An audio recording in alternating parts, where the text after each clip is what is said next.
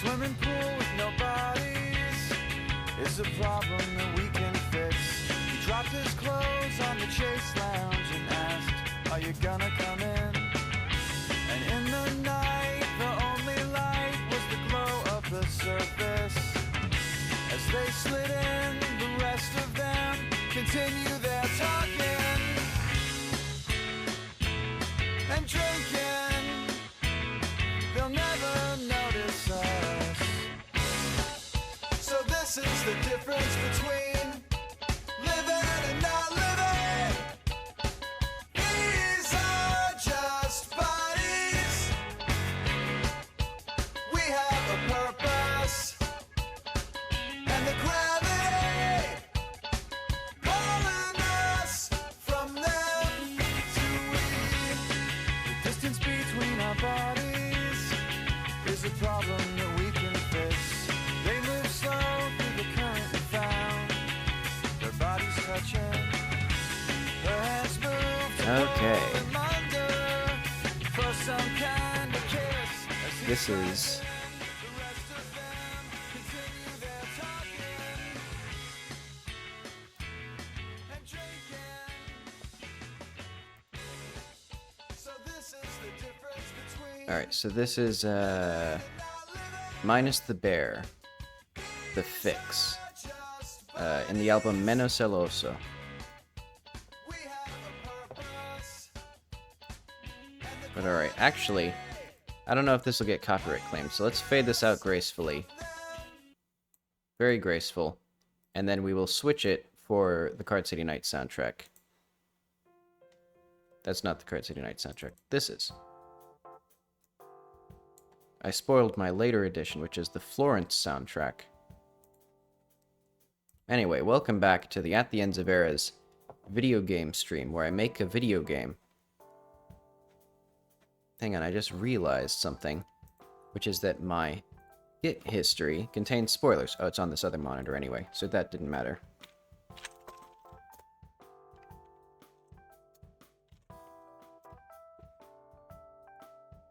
Okay.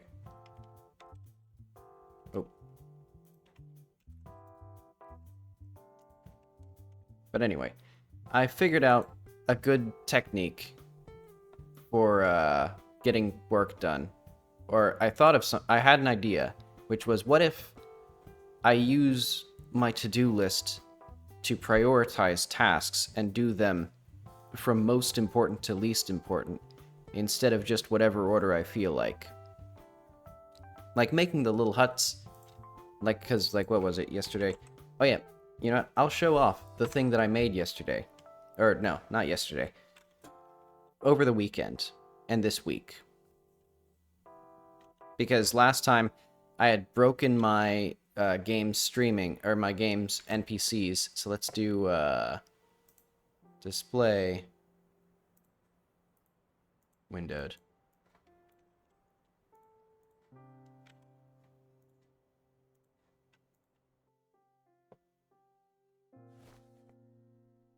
So let's see this. I had a thing. I did a thing. I literally added a feature where the camera is supposed to follow the player. Like, it's supposed to do that, but for some reason, sometimes it's like this. Okay, whatever.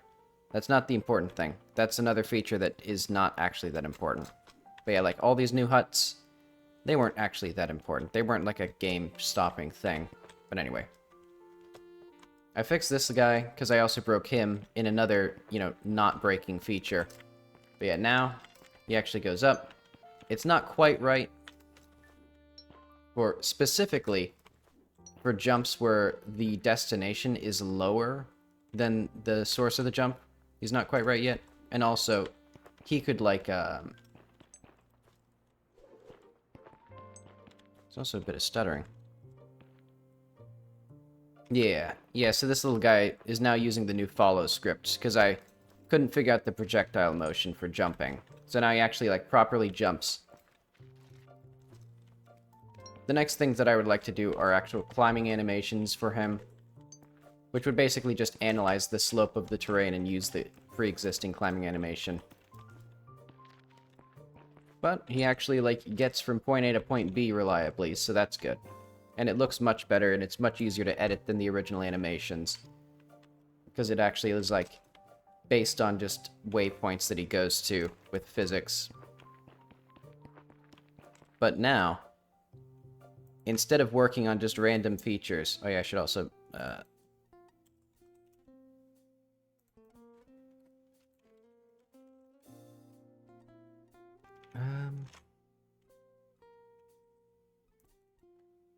Let's remove all these print debugs.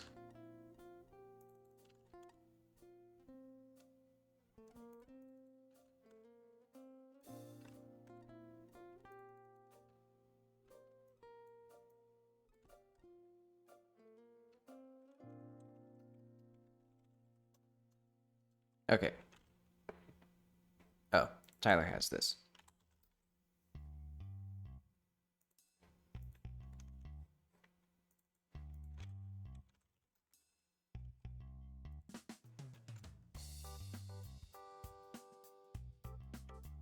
Okay, so now it all works pretty well. But we actually need to work on the, like, things that are important. So the first thing is to separate journal node IDs from their titles. Very exciting. Let's commit all these little tiny things that I just did.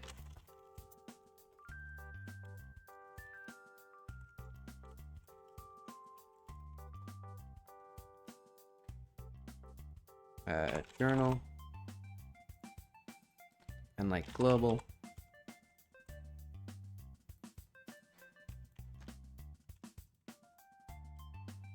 Map.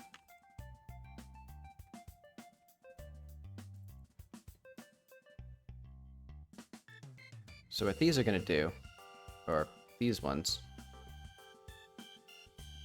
remember m.name.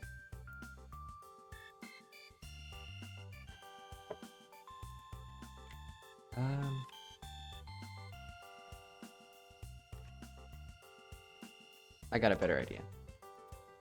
m.name, m.visual name. So I'm going to change remember to be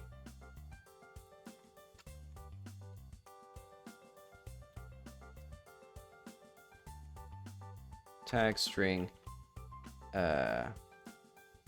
name string, or like visual name. And what we'll do is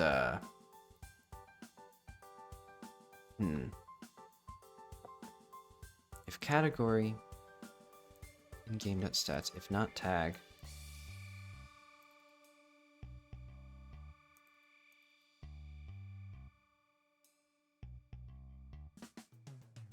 okay, so this is no longer going to be an array. It's going to be, or this is going to be a dictionary, so it's going to be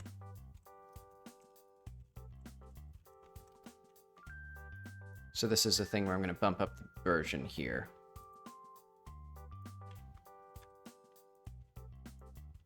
Because we're going to break the saves that are already here.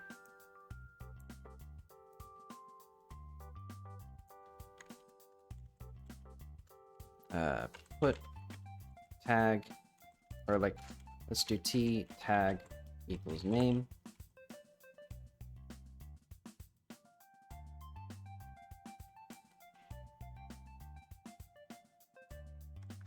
What exactly am I doing here? Stats category.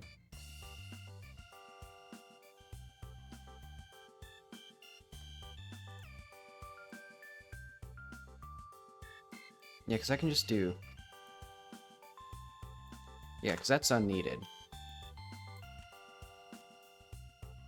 Game.stats category tag equals name. Otherwise, equals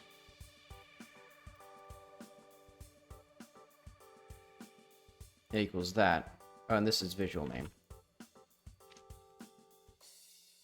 Okay, so now it's a dictionary mapping the ID to an actual name, so that way I can have things like apostrophes in there. And, like, I can remove A and the from all the quest names, even if I want it at the front. So what we're going to do is, like, create task. We'll have... Oh,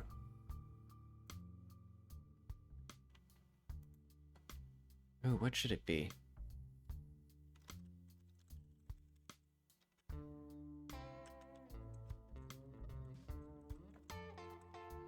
name? No.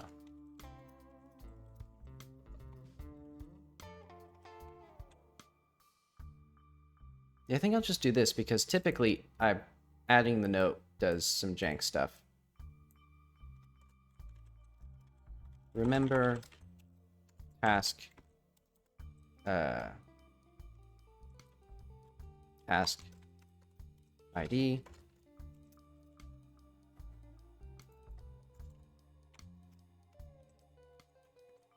And then if visual name equals empty equals task ID dot capitalize. So this way, by default, it's going to be like just the name. Like, let's go to, what do I need here?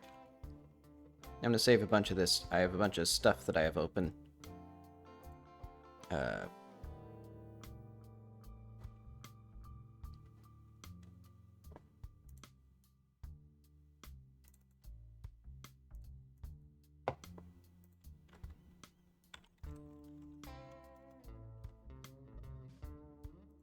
Is this something? That's not important. This isn't important. Alright. I've forgotten the context of what I was doing. Alright, yeah. Let's go to Biro, for example.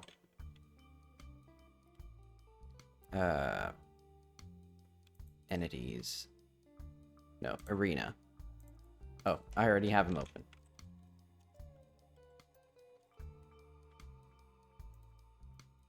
So, like, this one, for example, is just going to be unwelcome visitors. But now, for Riley...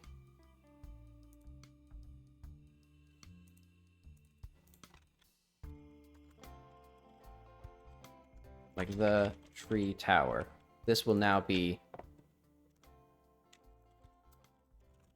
tree tower, and then, like, I know. And this will actually be, like...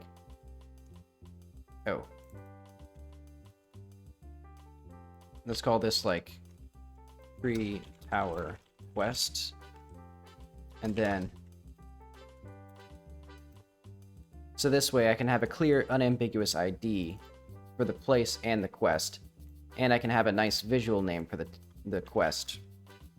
That is the same as the tree tower's visual name. Which actually, I think that is, yeah. Because now the place and the quest are the same thing. So then we're going to do remember task, task ID, visual name.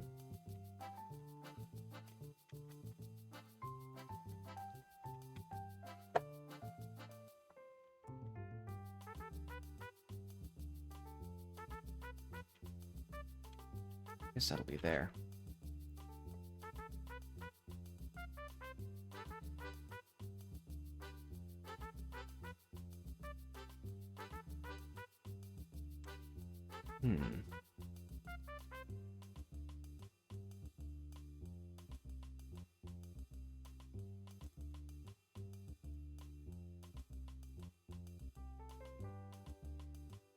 So what we should do is if the task doesn't exist,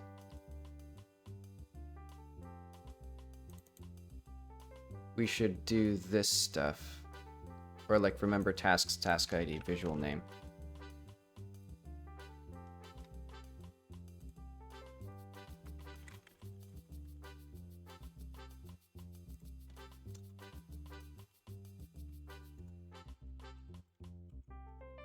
So let's do like function remembered.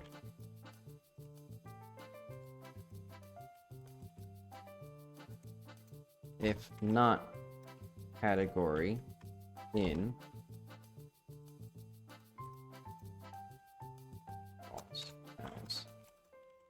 I guess just turn tag in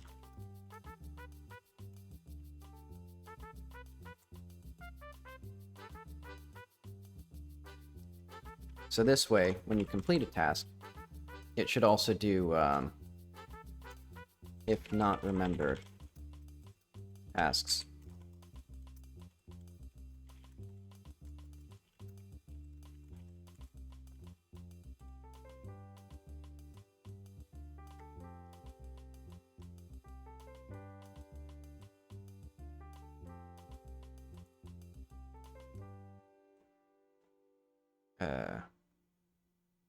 Oh.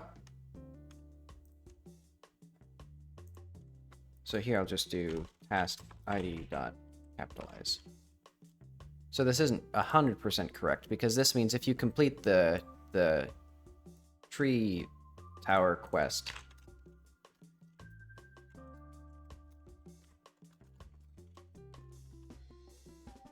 it won't be quite right. But I'm gonna ignore that for now.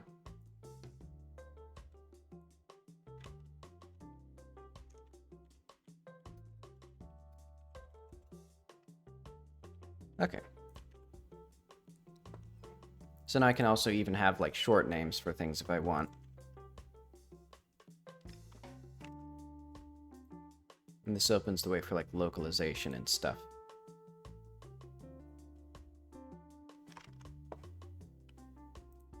Like, where's my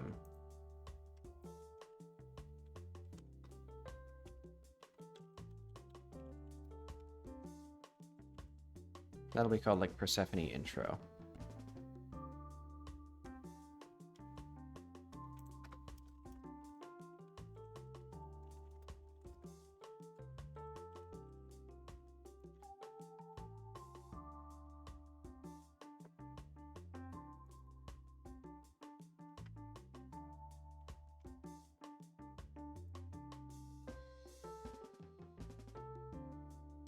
I wonder if... Let's just look for this.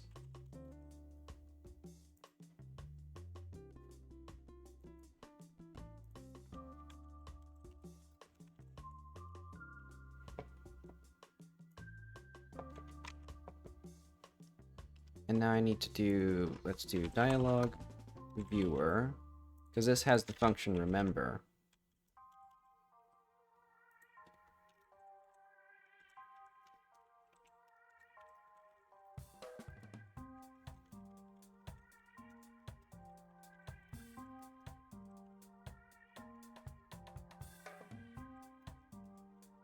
If visual name in name speaker and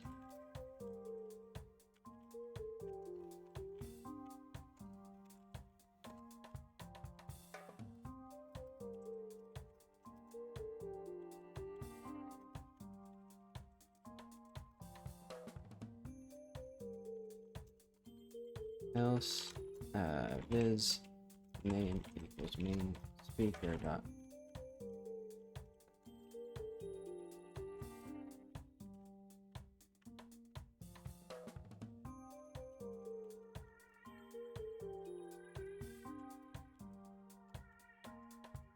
okay.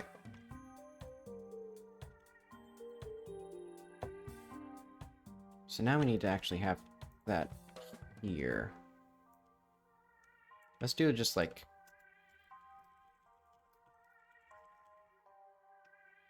Oh wait, how do we...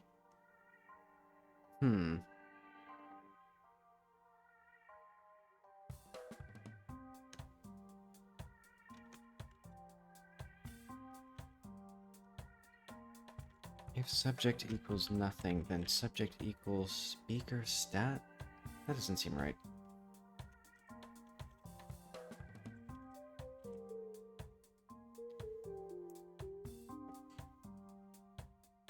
Okay, let's do like...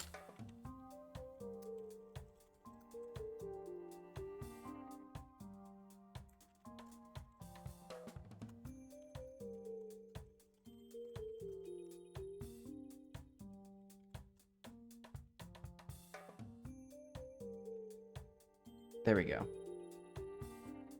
So now I can do if subject equals nothing, then remember. Else total.remember subject people subject capitalize, or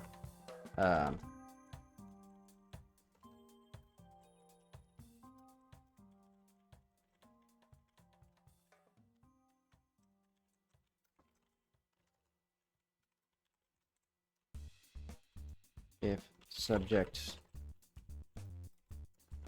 name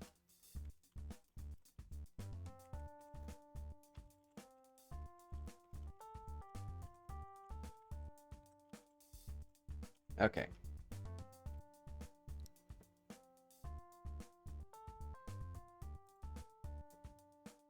That gets us some decent stuff here. And now I can also overwrite the name that a character is remembered by if I want to. I don't really know why I would do that, but I can. And now, the real trick will be the journal. Because what we need to do is...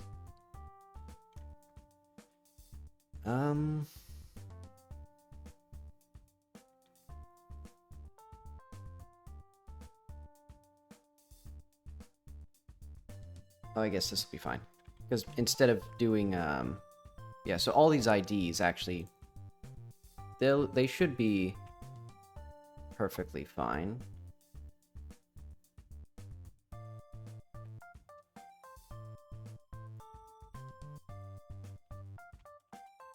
This will be like s.keys.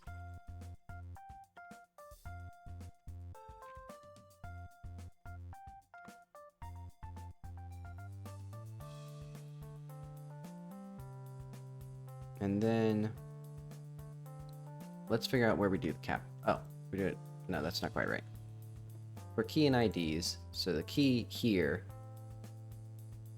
Yes, now we don't have this. We have global dot get. What should it be? It should be like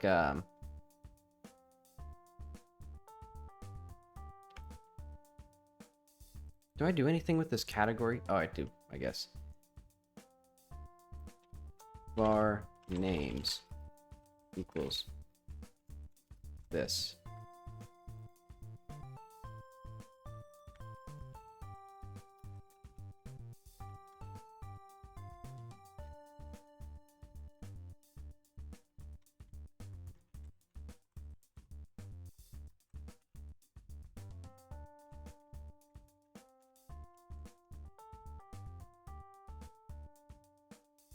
And then we'll do the same thing here. Names equals global dot.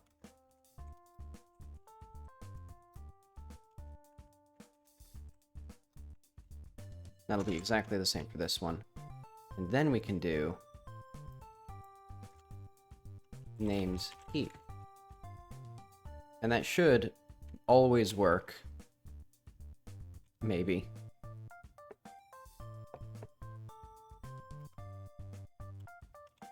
But I'll have to start a new game, because otherwise this is going to get all messed up.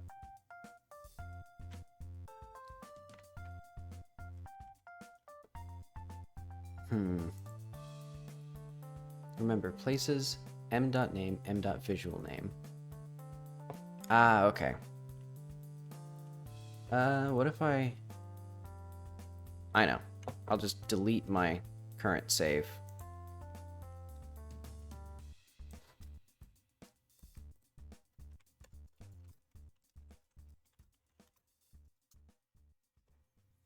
I'll probably need to do this for players who... What should I do, actually?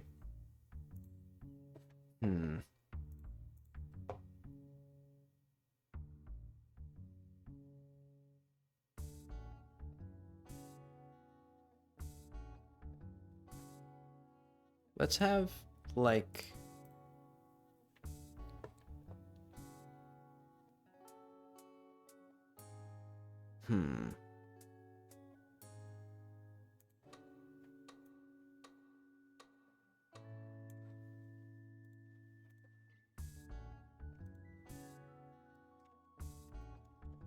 Control, and this will be pop-up.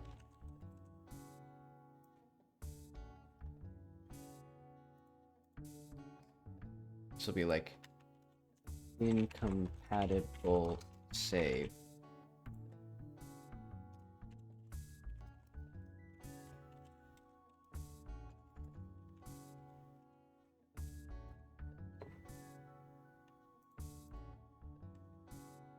Maybe I can just get away with this. It was like center.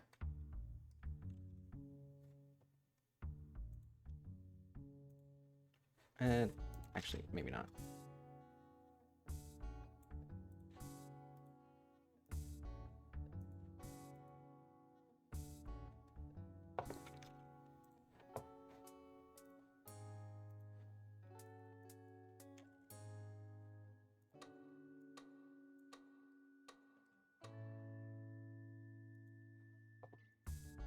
Load game. So where's our incompatible? Oh yeah, version. So if not state not compatible, let's do like control pop-up custom dot pop up. How does this work?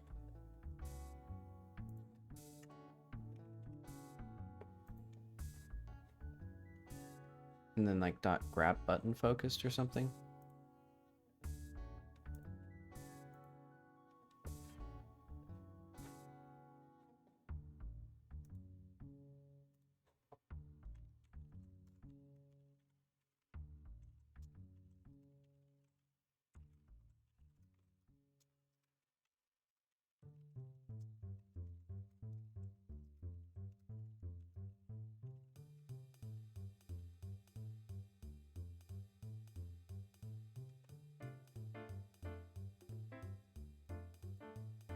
So we will do like P, and then this, and then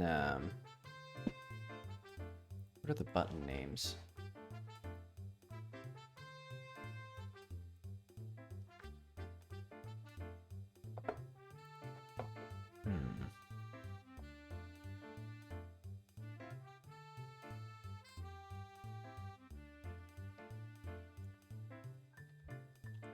Text equals.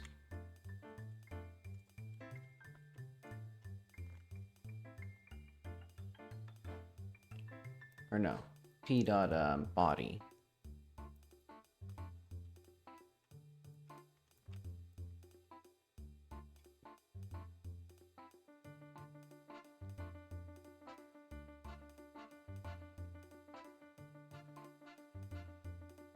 And how do I want to... I'm trying to think how I'd actually want to do this, though.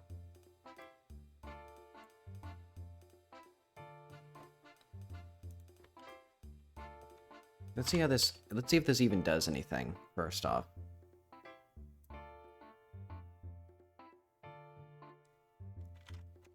Like, is it... No, it's not active yet.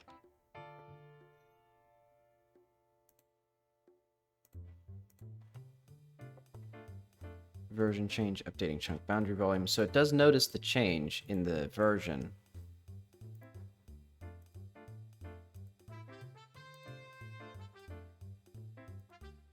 So maybe I should do like I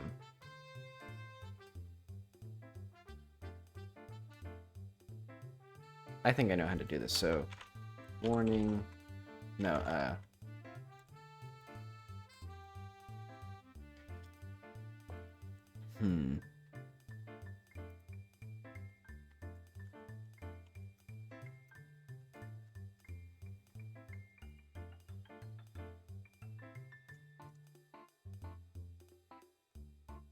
let's do like a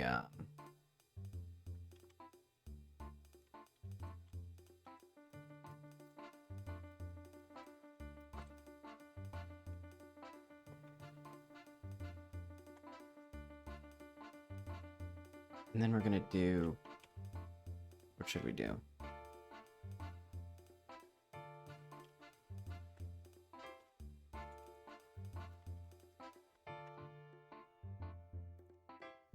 So let's do like if not force and that.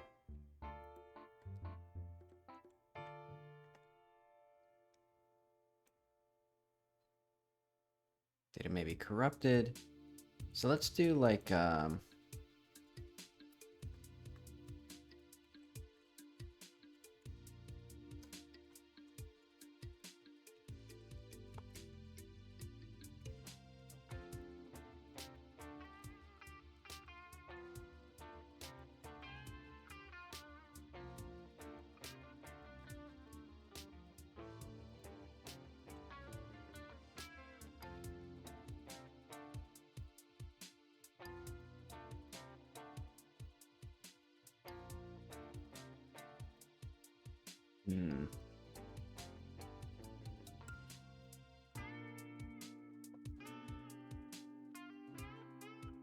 so let's do like if P dot is connected, cancels.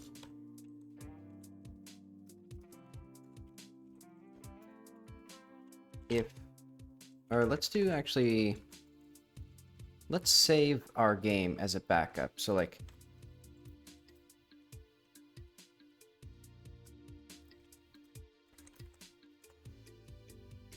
how do we want to do that?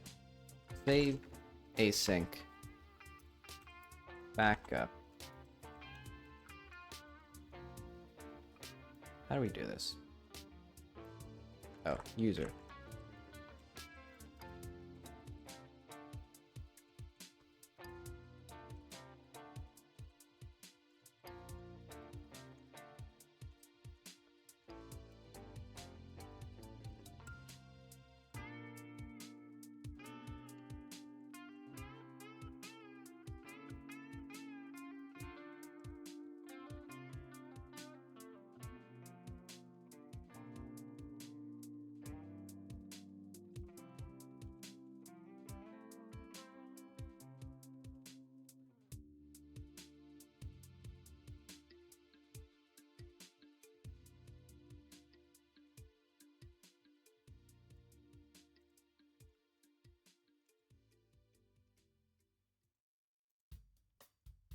Okay.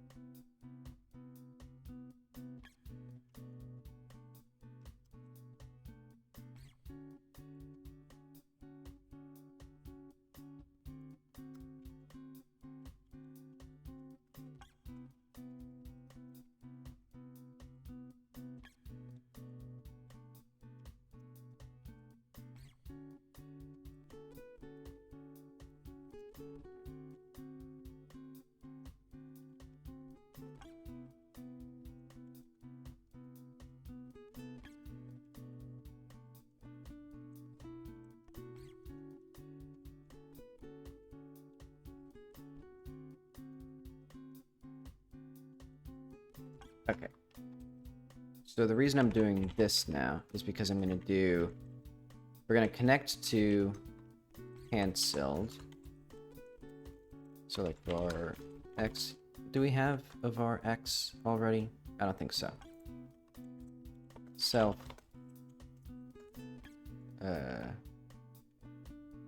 Do we actually need this? Hang on.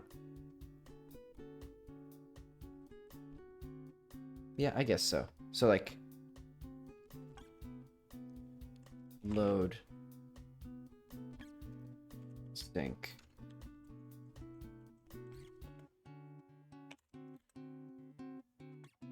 So what we'll do is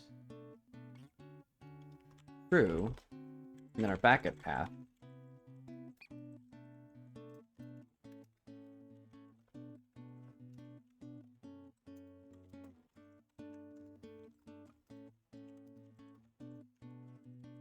I may want to make this a separate like function.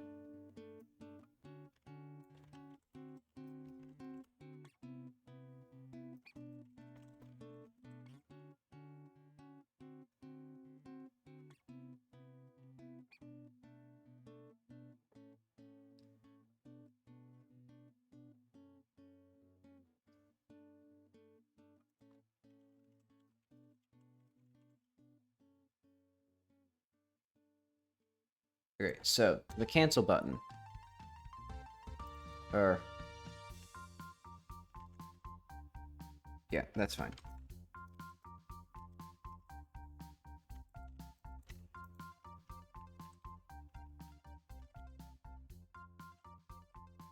Ah, yeah.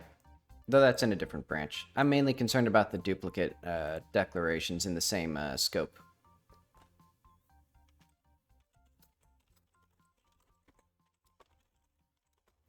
And I guess this will just actually, like, be hot. Well, I guess this will, like...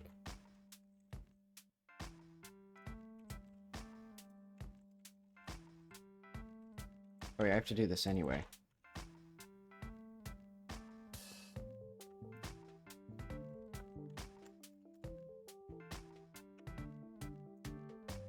Alright, let's get this into... Honestly, let's bring this into a different thing.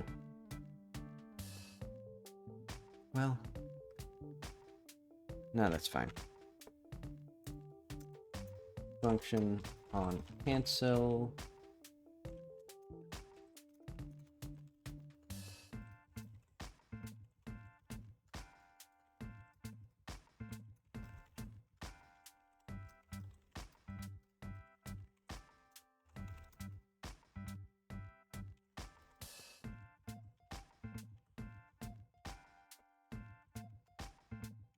And we'll do like that.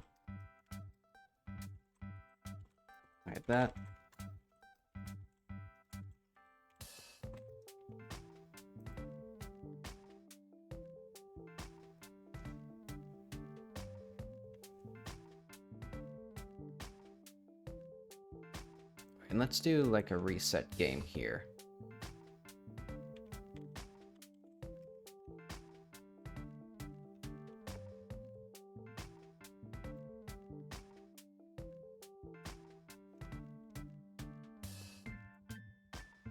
And that seems to be fine.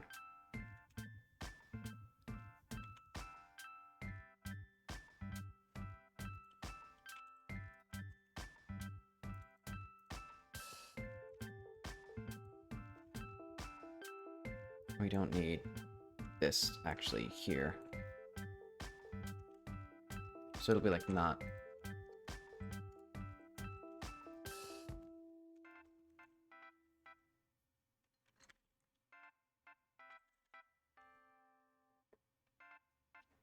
Because this one, it clears this connection because we actually add a parameter to it. Okay.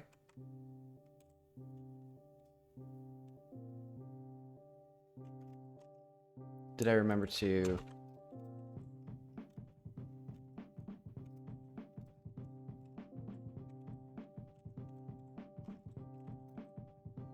Alright, what is this here? Oh, okay.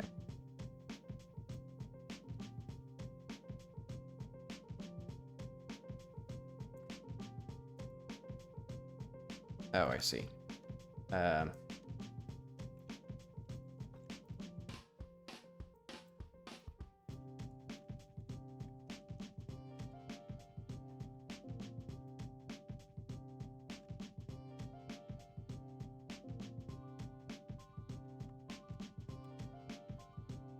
And hopefully this pops up.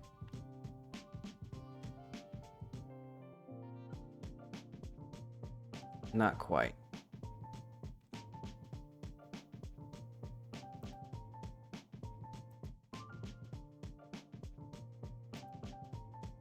Oh, this, I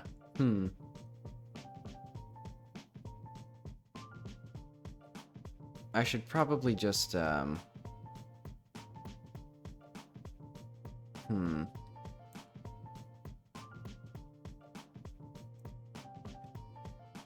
Let's just store this, actually, so it'll just be,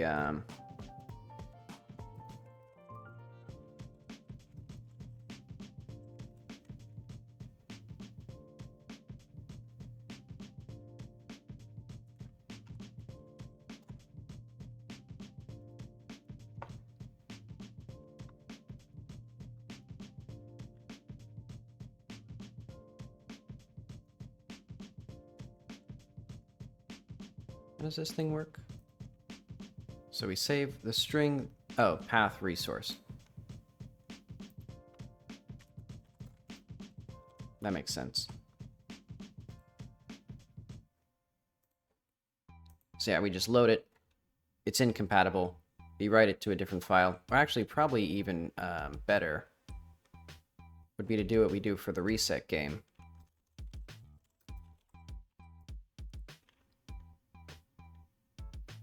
Which is we just rename it to, well, yeah, I can do that.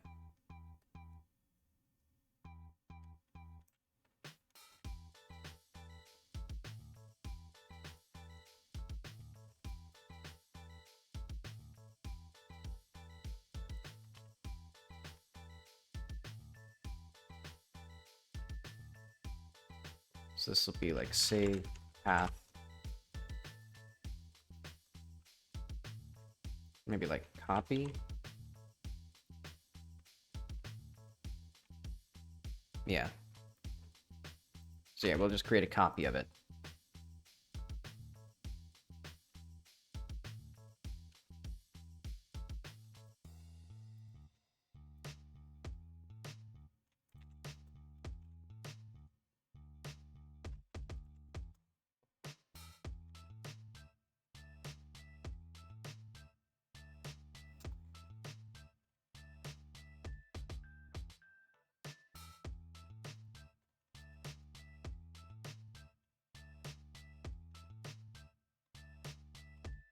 Okay.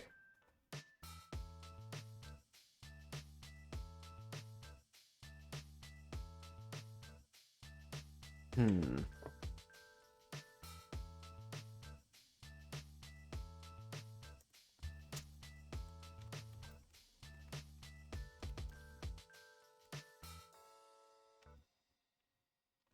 Oh wait, that's not quite right. So we need game state dot version equals game state dot new.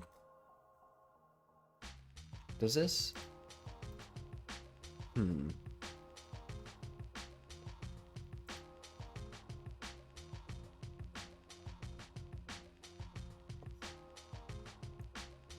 Let's do like version here. So it'll just, I guess it'll just load a compatible, or just create a new compatible game state version.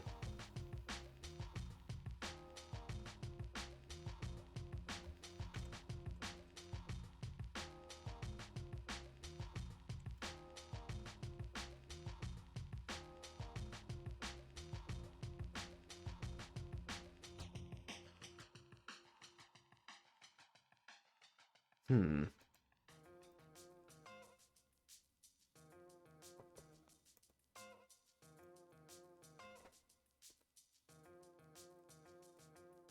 Oh, I know what it is. It's this valid game state here. So this, I guess, I'm going to set this to true much earlier. So that way we can have it just set to false here.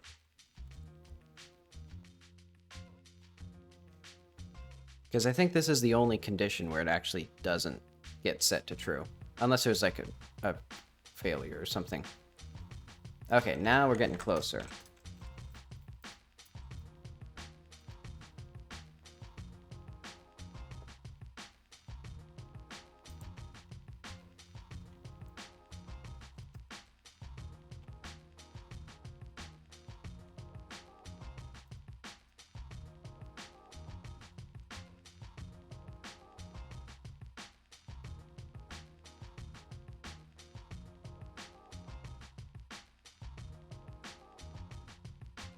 And I think that's all of these.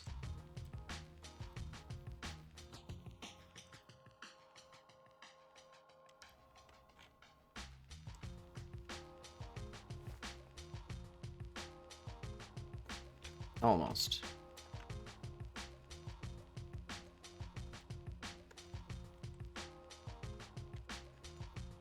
Place ID, place.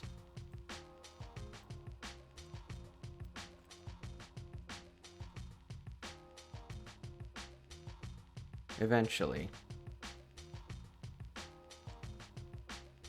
Hmm.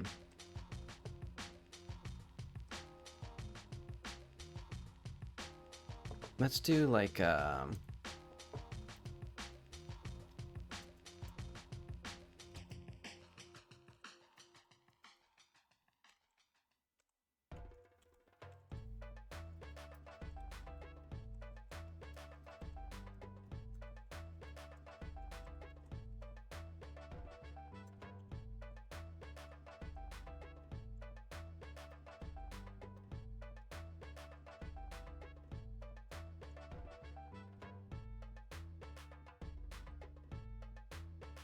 so why is it all messed up when it showed this thing?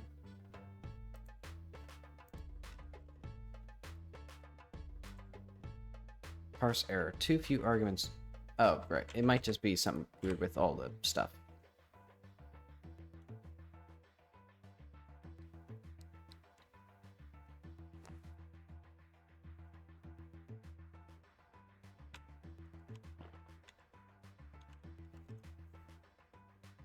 So why is this button invisible?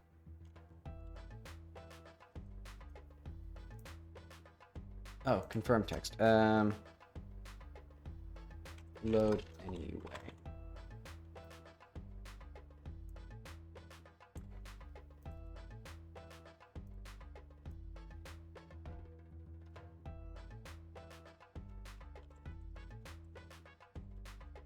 Or cancel to start a new game.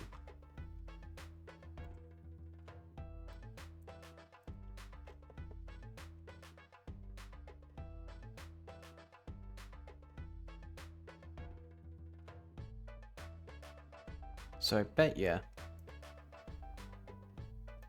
set get set body.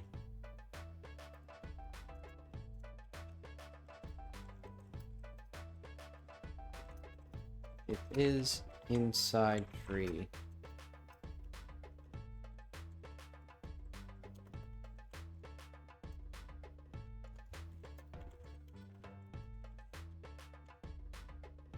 There we go.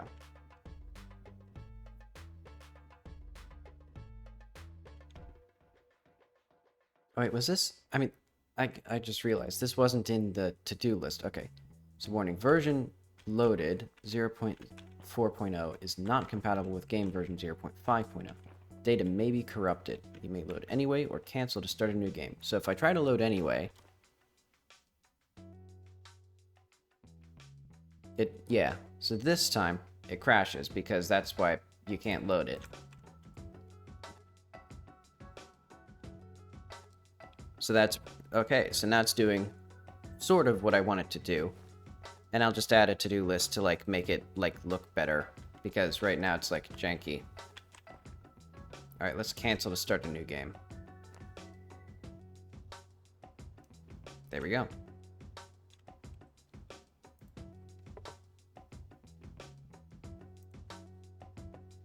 So let's do like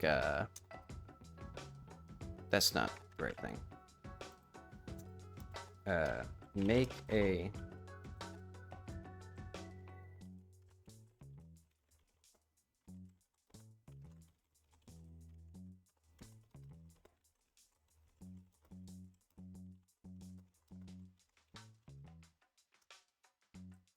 so like show the mouse, pause the game, block other inputs, etc. And I guess this might be v4. I'll just put it in UI for now. Because this is the important part, which I need to test now.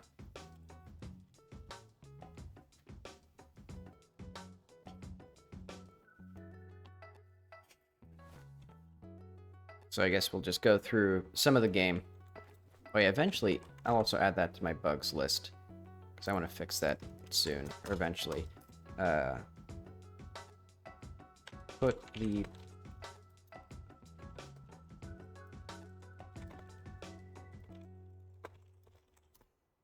and that'll actually be v4.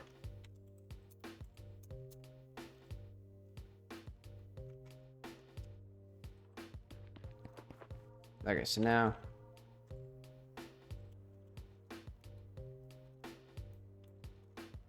there we go. Let's just do a few of these things to make sure that they all work.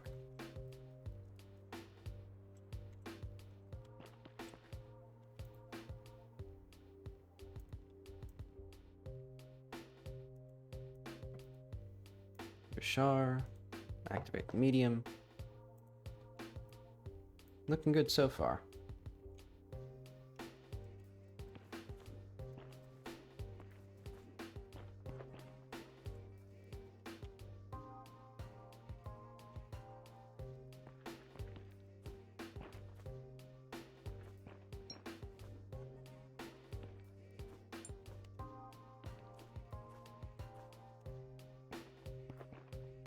This is hard to do on keyboard.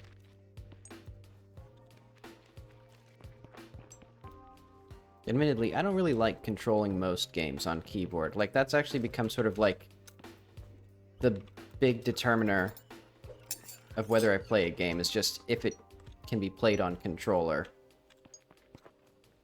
You know, I'll make a few exceptions, like things that are like practically impossible on controller, like, I don't know, The Sims, or like City Skylines, or things like that, where it's like heavy simulation, or like you're literally like drawing things with the mouse. But like, I would never play a 3D platformer with mouse and keyboard, except for the fact that I just want to like not constantly have to drop the controller and pick it back up again. Alright, so let's do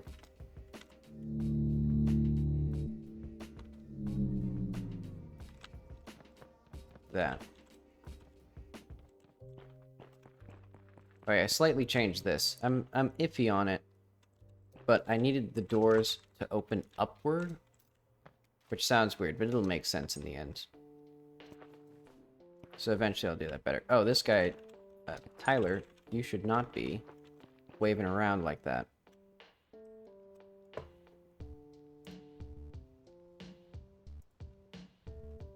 Let's put that in bugs somewhere, maybe.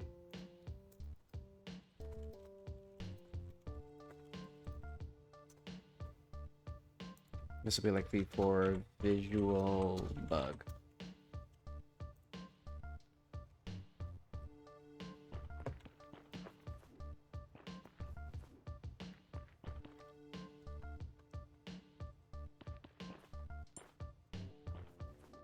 Okay, eventually I need a generic like topics tag, because there's also things that I want the player to like look at that aren't like cleanly in any of these categories, or like be able to like search by them in their notes.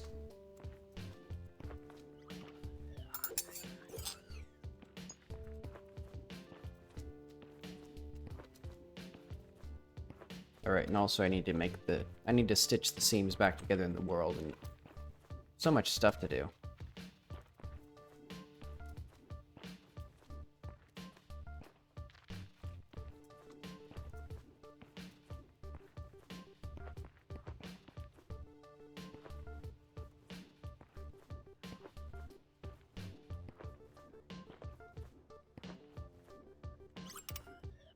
Oh yeah, also I forgot, I'm supposed to be drinking water. Thanks.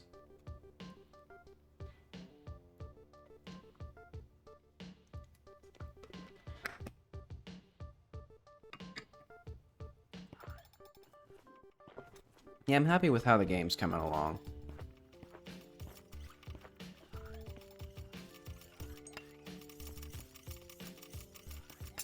Alright, let's see if that... Virus Farm. Okay. So I think that's people, places, things, tasks. Okay, and they're properly here in the...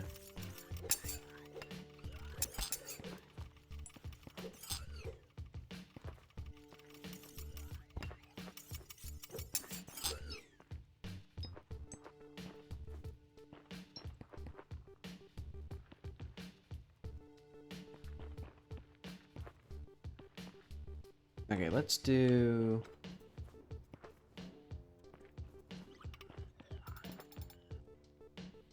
Let's save. So I'm going to say that that's basically done.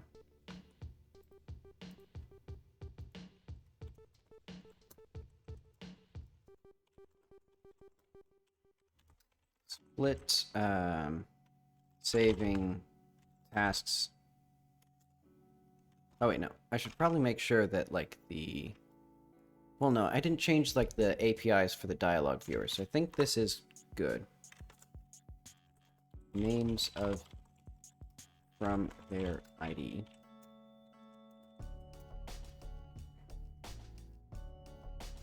Okay, so the next thing to do, custom hair.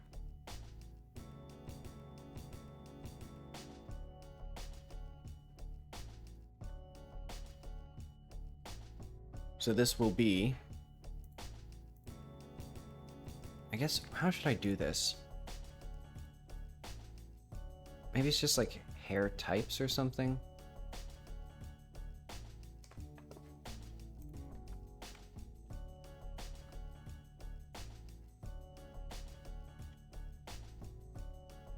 Because I need actually 2 types of hats. So there's going to be hats. Well, what should they be called? I guess skeletal hat, or like hair, and like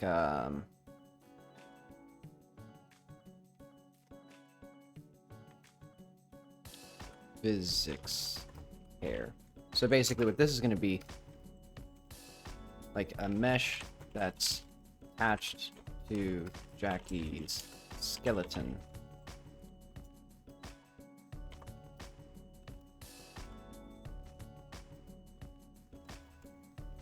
No, that's okay.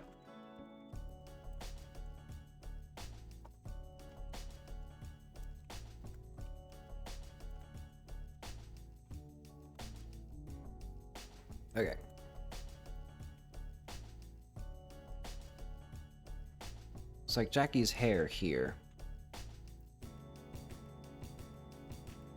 Let's also save this material. I think. Do I save this material? Yeah, I do. Okay.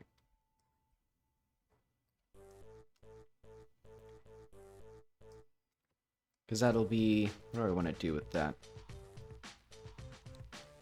I guess I'll do material slot 1.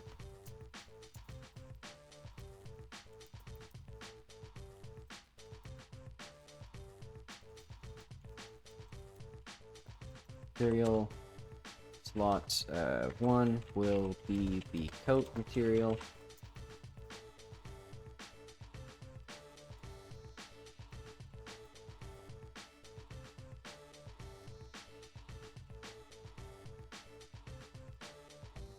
So I'll just add a custom material called like bald right now. Because that'll be easy.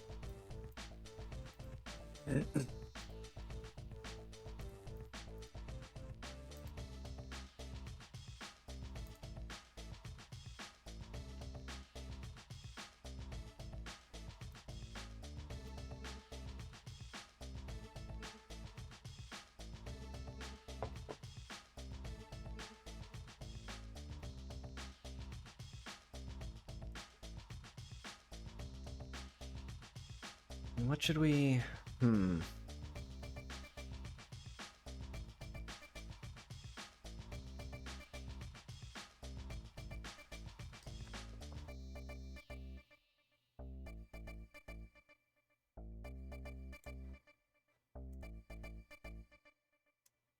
to figure out...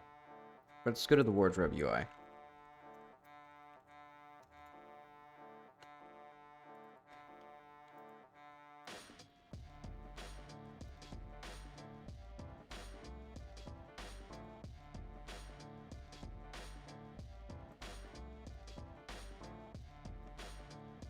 This will be hair.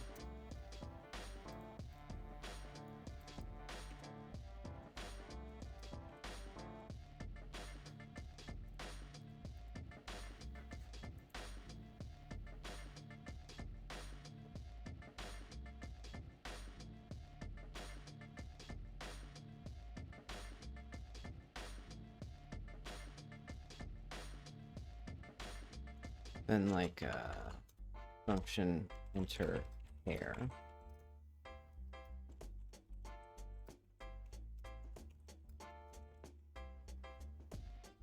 So what's coats list?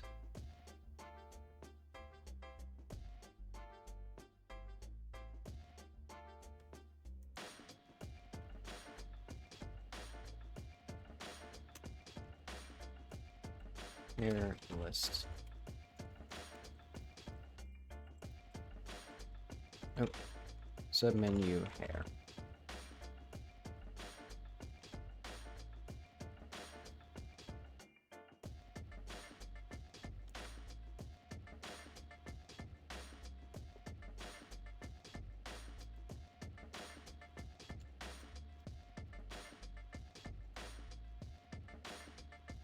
equals, let's do like get hairstyle.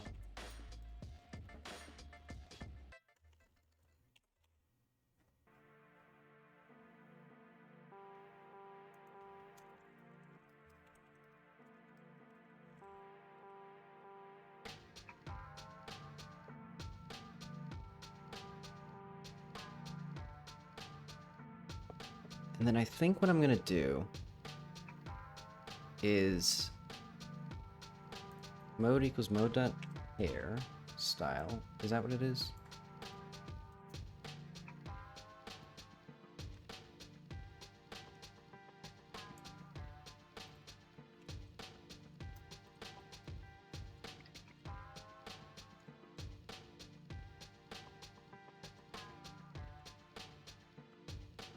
And then it'll be like for, or if global dot stat hair styles.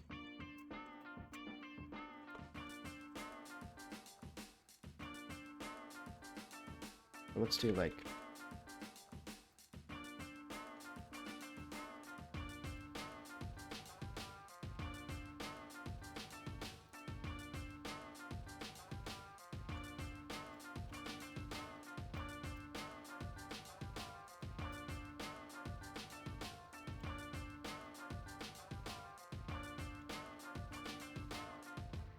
see, this is a little loud.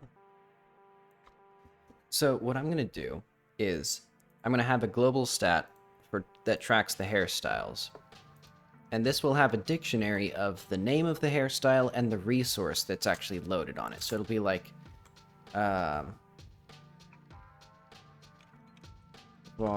or like b equals button dot new, b dot text equals b dot name,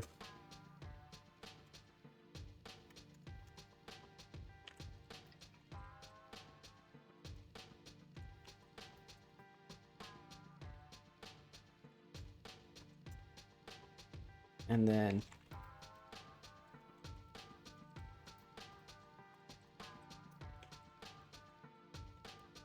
self preview hair, and then it will be like, I guess like we'll just load the hair. No, we won't load the hair by default. We'll do b dot path.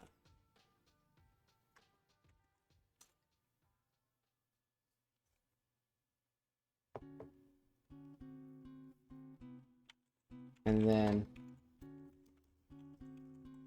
connect self. Oh wait, no. Rest. Self. Go back.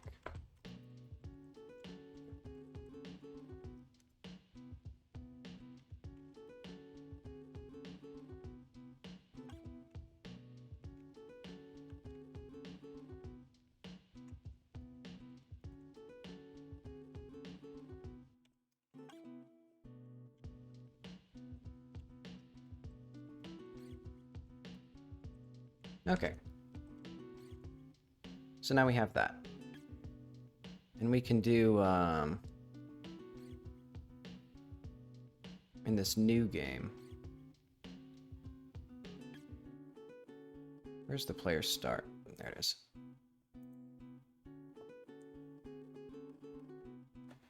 Wait, I should also make sure the player has it. So like, if not global count h, continue.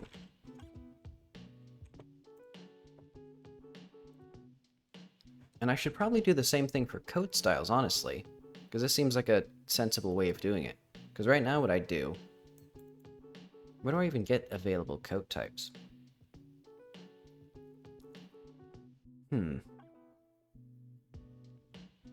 Oh yeah, it's like some sort of hard-coded thing. Yeah, it's hard-coded right here, which is not great. So I think what I should do is we can do like var stats, var coats, stat coat styles.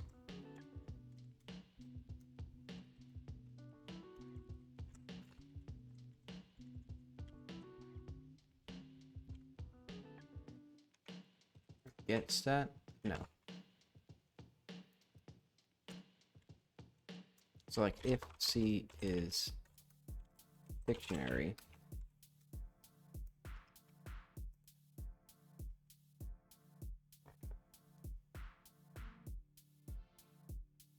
or coats is dictionary.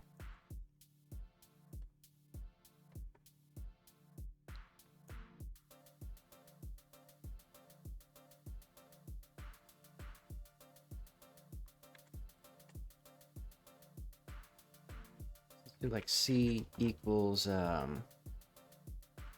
coats C.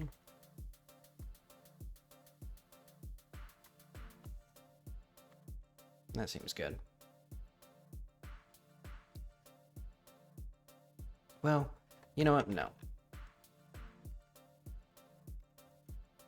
I made a promise to properly prioritize things, so let's not do anything with that.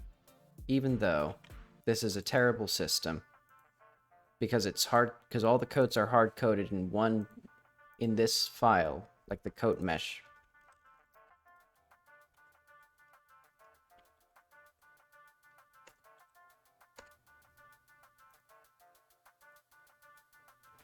Yes, let's just put like a refactor here.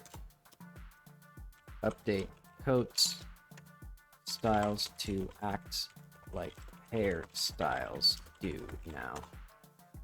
And that'll be maybe like v4 refactor.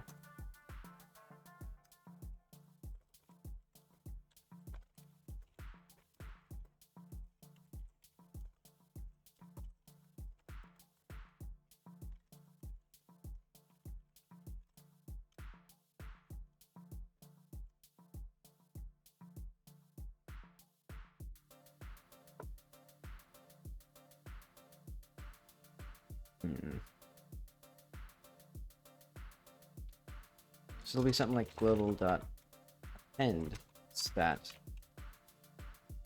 hair styles, maybe?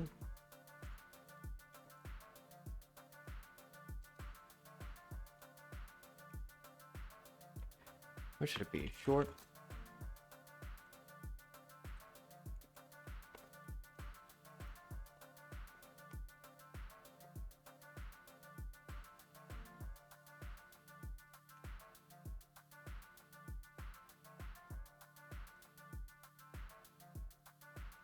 How do I want to do this?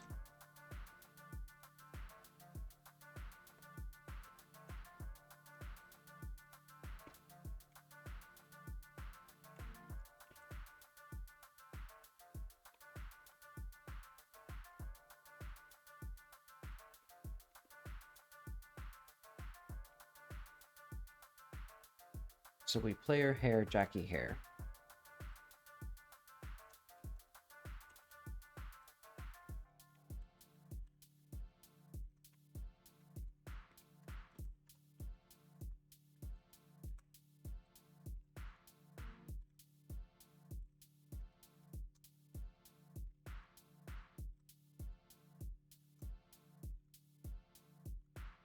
How do dictionaries work in this dang old engine?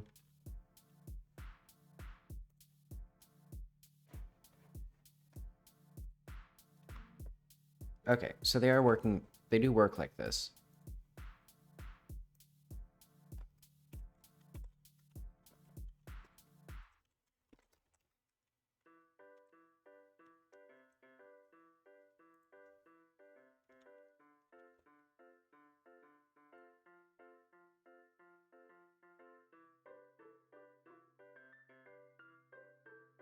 Okay, so now set stats.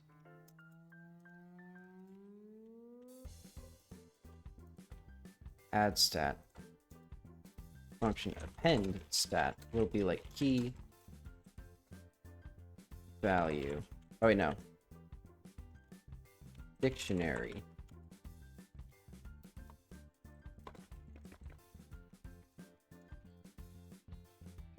if tag in, no, if, so if the dictionary is not in GameState.stats, GameState.stats dictionary equals nothing.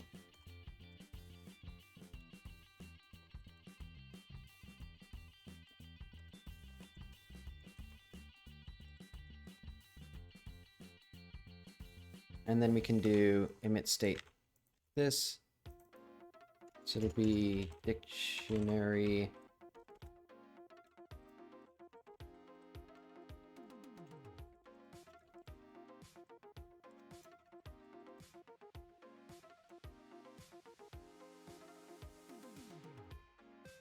Let's just return true.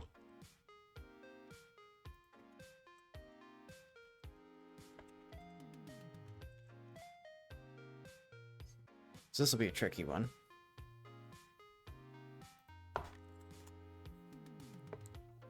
But okay. This should allow me to then create bald hair.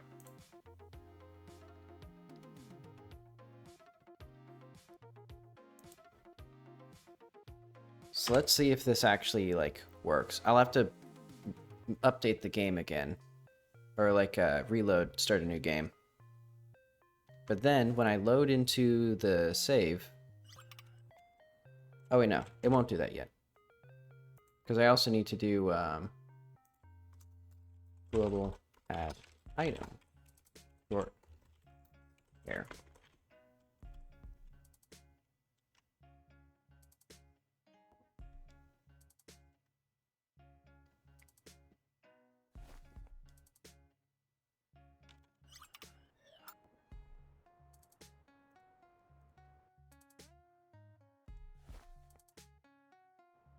Okay, let's see the wardrobe hairstyle. Oh, right. I didn't actually make it work yet.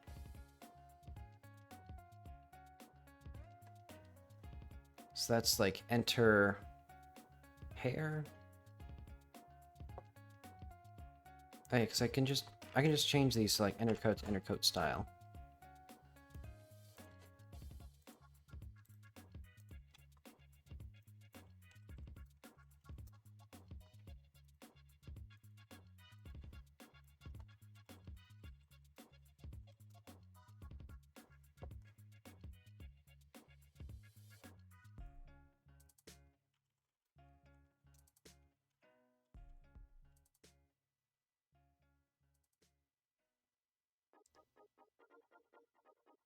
And yeah, we should hopefully get some hair now in a list, and then I can make bald. Hairstyle? Not quite. Oh, I don't need that. Because I can just do, what should I do? Let's just do, like, I guess... How does the coat work?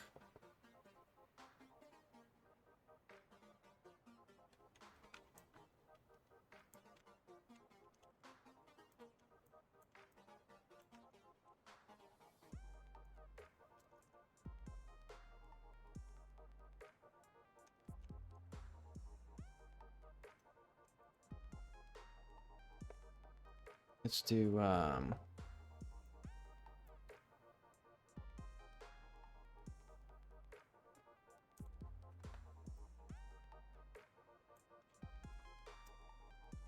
like var hair style.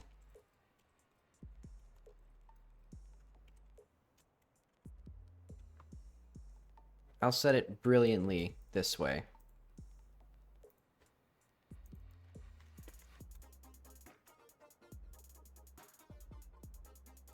And then eventually I can add it to here.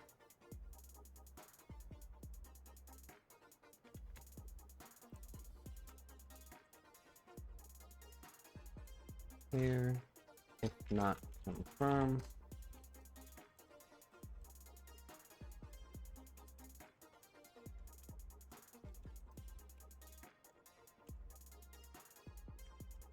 hair.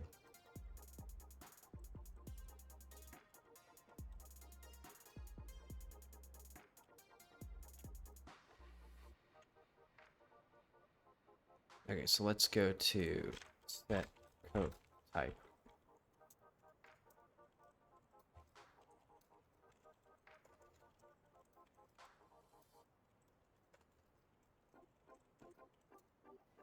And for now, what it'll do is just do like, just do that.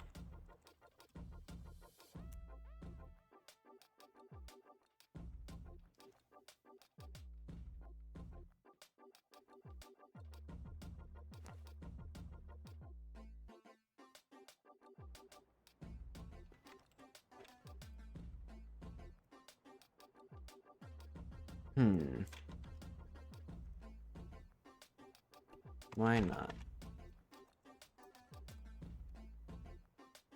Okay, so where is the player's hair? So we have hair, short hair, name short hair, path that.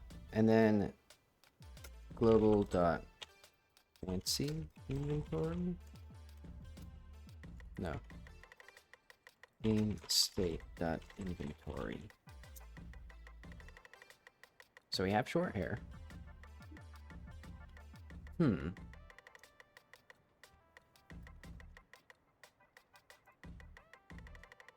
Did I do the wrong stat here? Because I think I'll just do... I did. Let's just call it hair.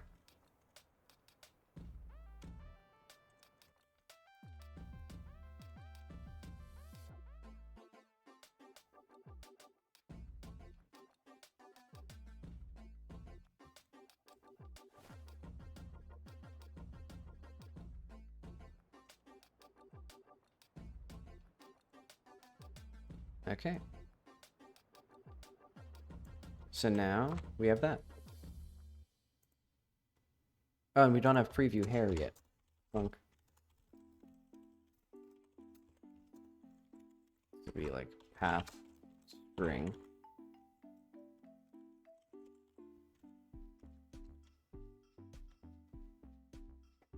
Right, also we need type. So it'll be like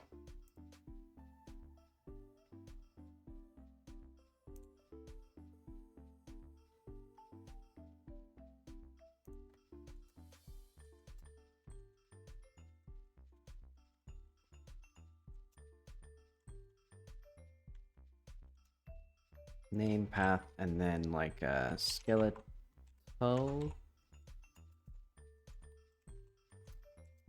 false.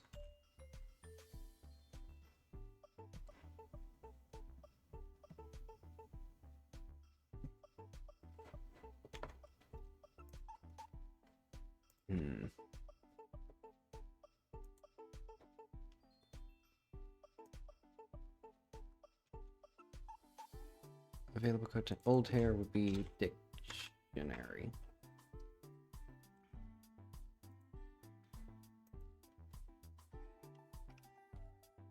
Old hair equals H.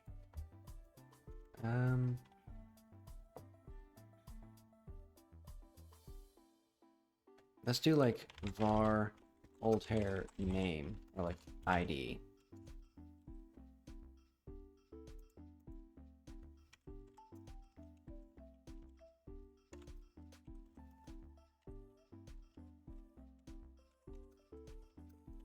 And that better work. And this will be ID.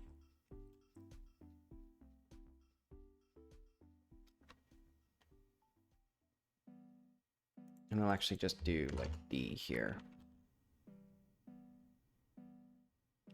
Okay.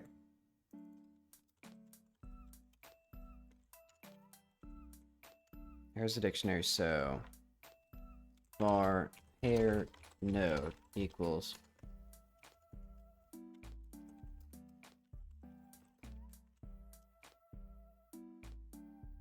I guess this will be like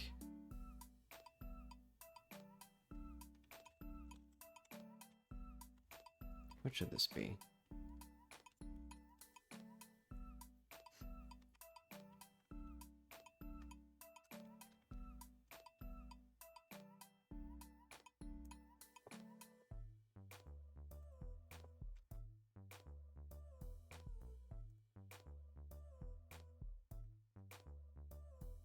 No, so we actually do need the old hair ID.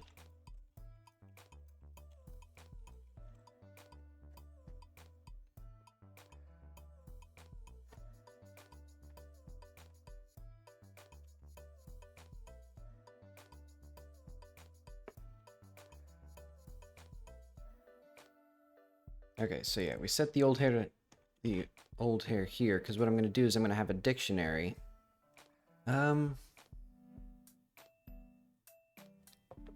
What exactly do I want to happen?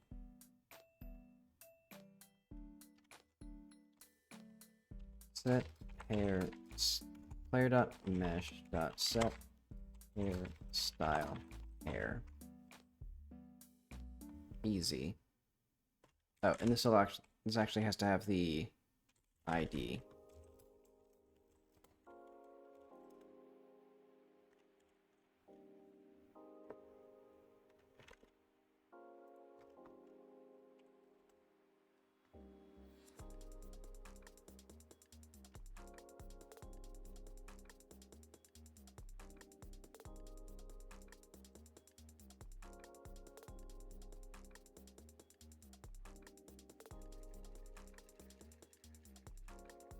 This will be the style name.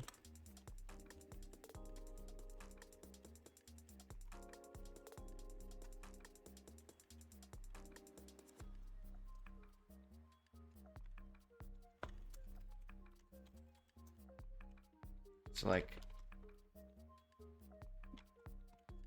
if, how should you do this? Let's just pass for now.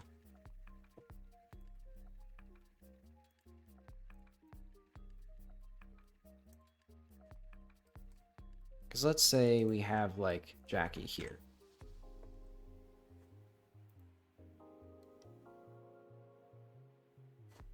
How do we make a mesh that can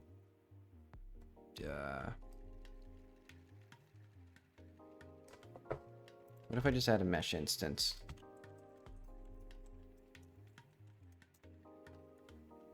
And then this will be called hair. So this will be like skeletal hair.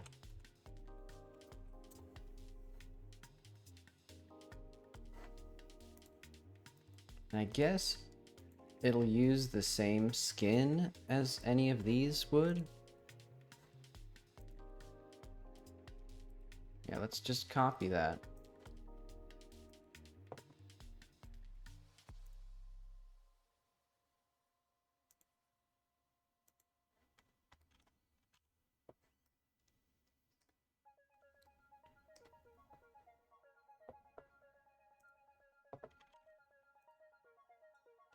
So like if proper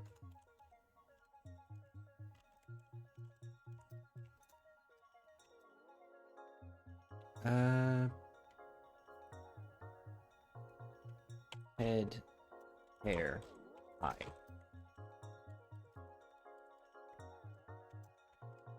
And then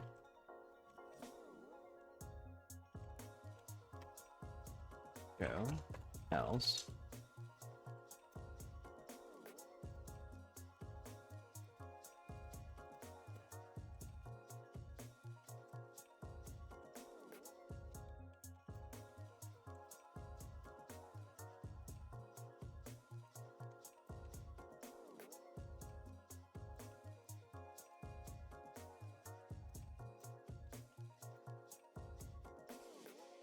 Okay.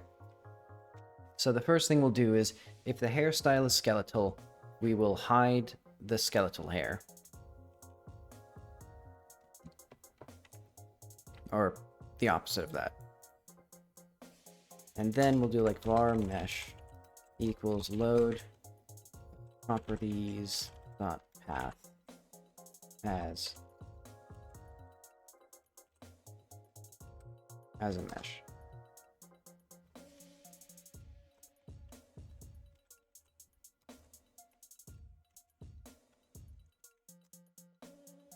And let's do like, oh, we gotta have the hair as a thing here. So let's do like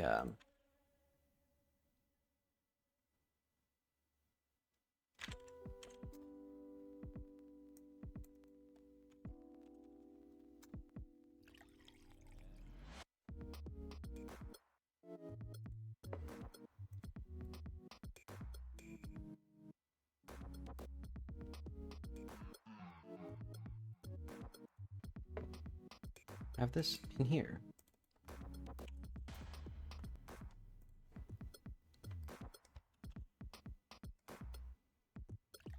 So what it'll be is, how does this thing work? That thing's fine. Okay.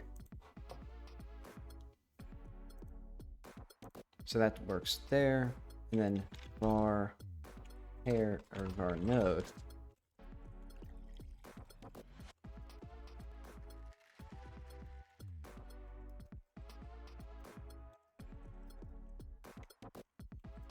Is packed scene sk dot no.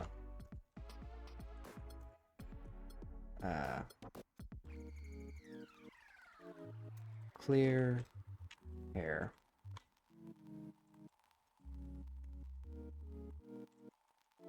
Oh wait, no.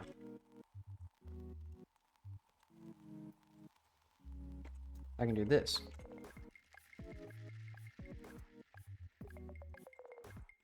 There we go. Oh, dot instance.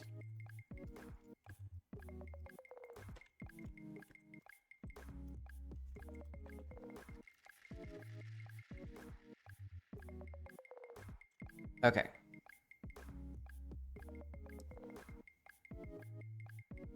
That should work.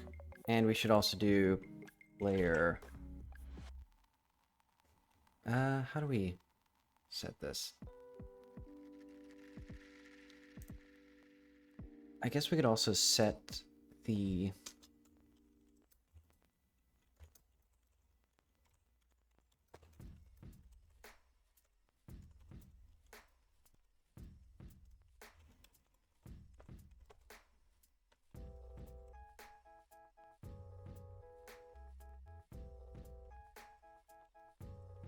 style name, because I guess we could actually do,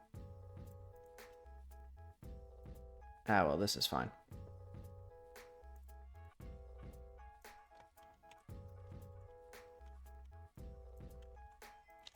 Okay. So we set the stat to the name or the ID of the hair, and then we get all the stuff, and then to do will be materials for the skeletal. Well, this one I think specifically.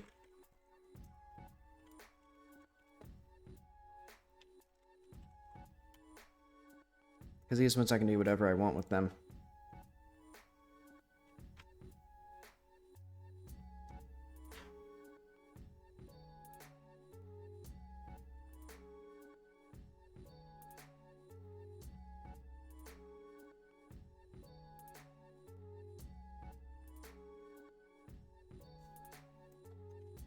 Let's just...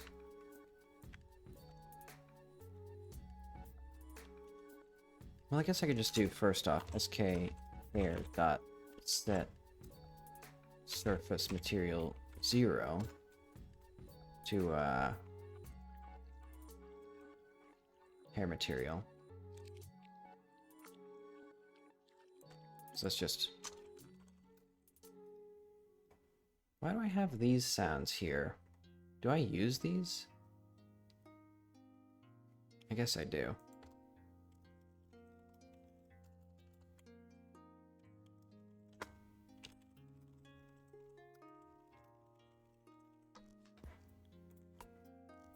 Okay.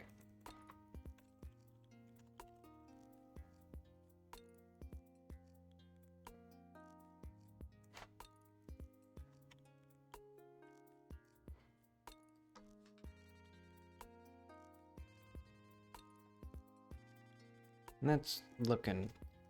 Well, I guess I haven't done anything with that yet. But okay.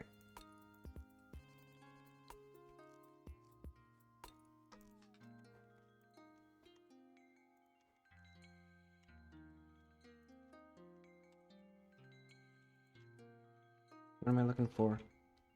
Animator set hair style.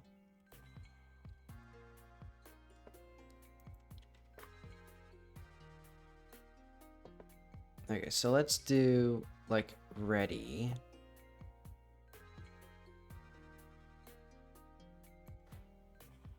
It's like, I guess if not global dot has stat hair style.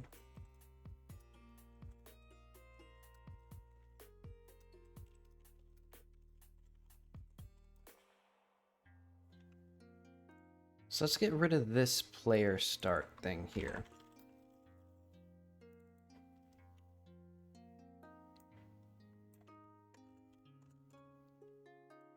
So it'll be basically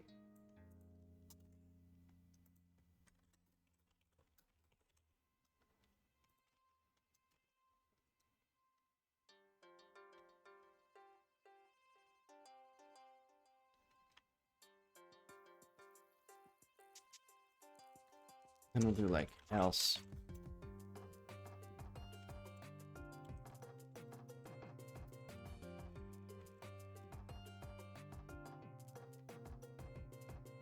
Wait, no. I don't need that. So we can do like set hairstyle.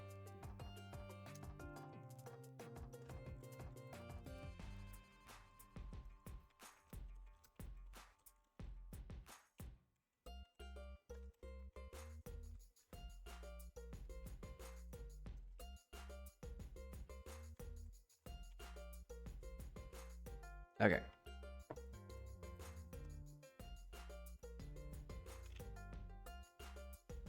Let's see if this works.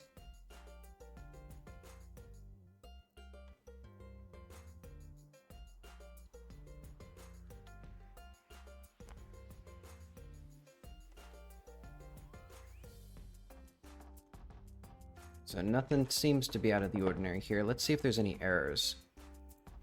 Let's just do it. Any of these other things?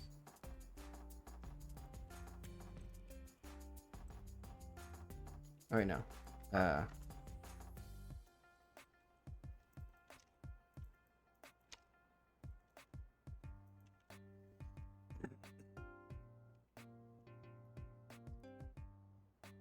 Okay, that all seems good.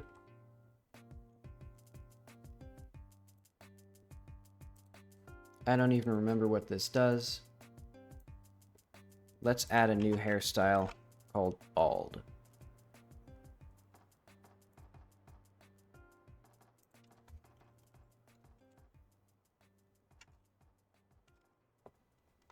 So it'll be something like global.append stat hair bald name bald path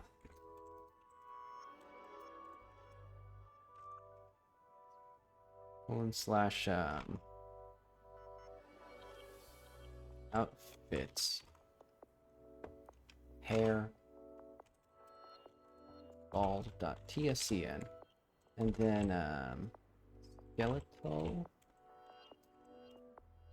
balls.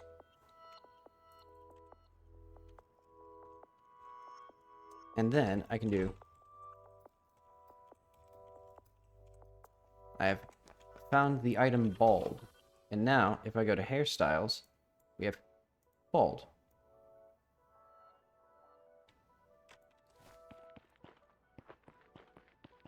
Fantastic.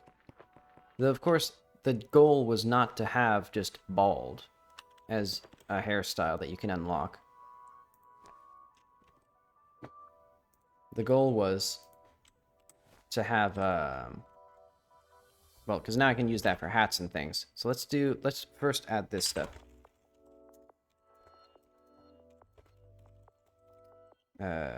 Basic hair system implemented.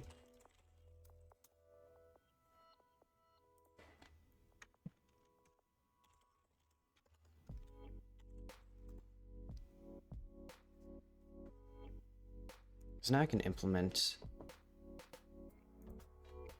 head wrappings, for example.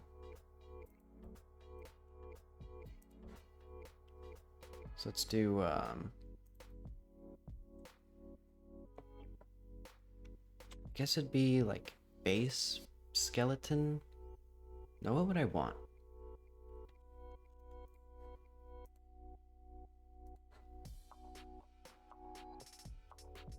Where am I?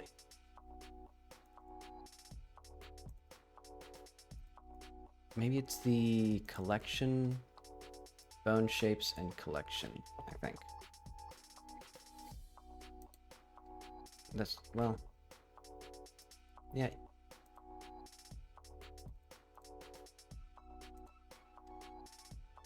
Yeah, I think that is what I want.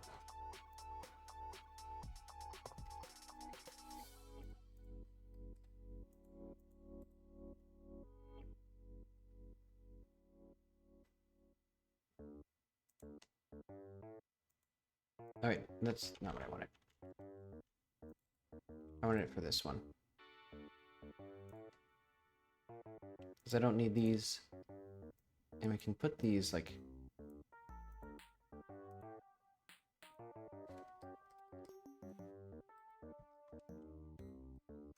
Because eventually it's gonna be just the, I'm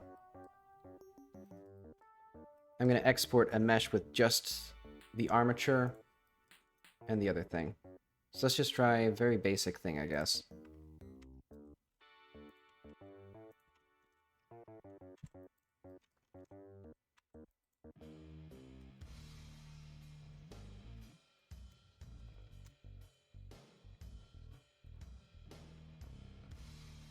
Probably should have done this a bit better.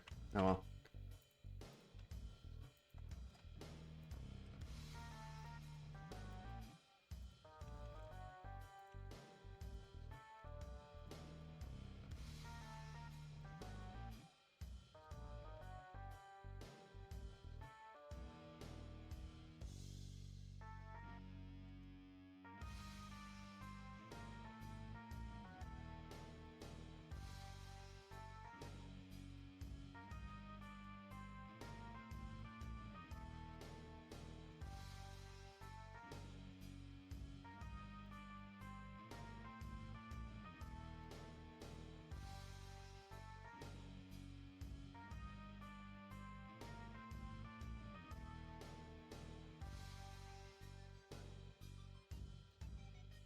Let's hide this for now. So I'm thinking this should have a solidify.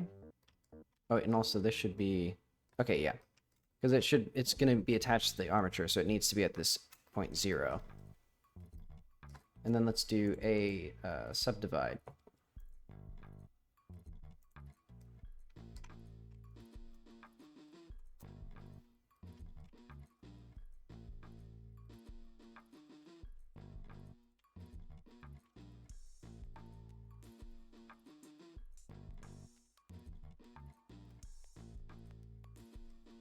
How do I want this to actually look?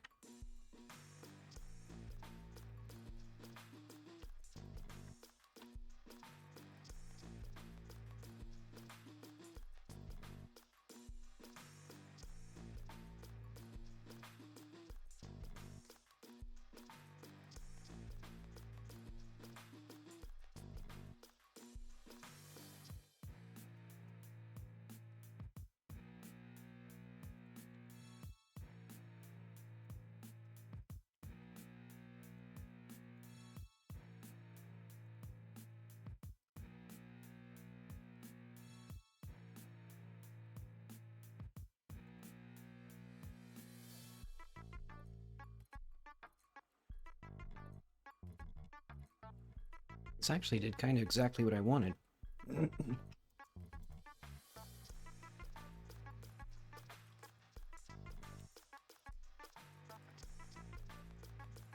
Okay, let's look up, like, because this is going to be a head wrap, so it should be like a job, I think.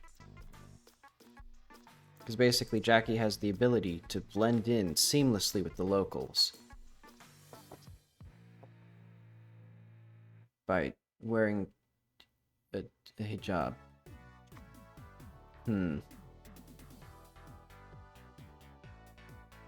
So it seems to typically go over the top, so it's not really like this at all.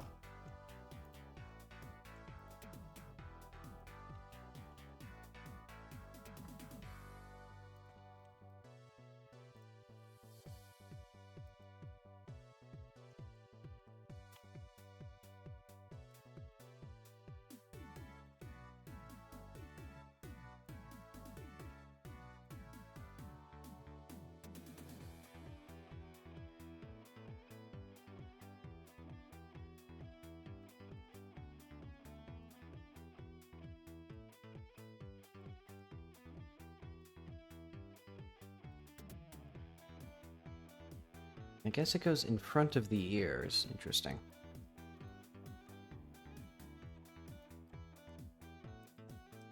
So we'll need like something that goes pretty close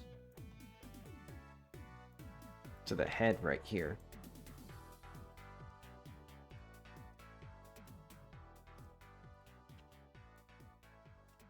And this is also why I need skeletal deformation, so that it can match the head and the neck and stuff.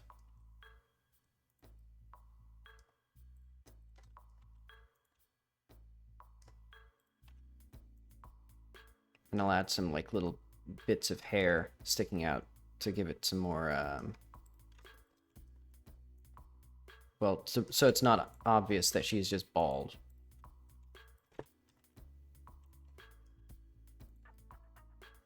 It also would kind of work as a hairstyle.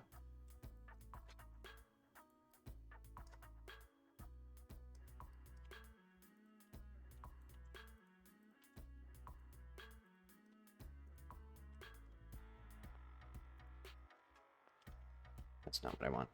I'll keep that as it is for now.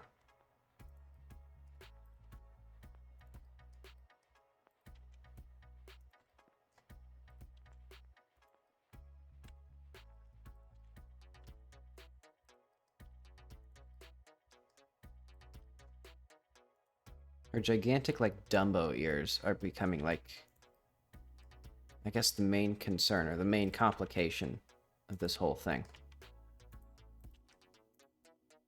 I guess most of her face, I guess it'll, like, yeah, it'll, like, frame her face like this, so that way...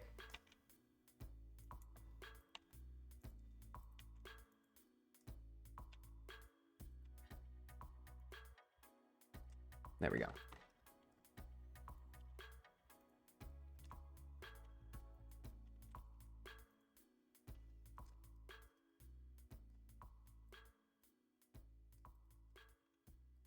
I guess, what do I want to do with this? I guess what I'll do is I'll have this side go forward and wrap around like this.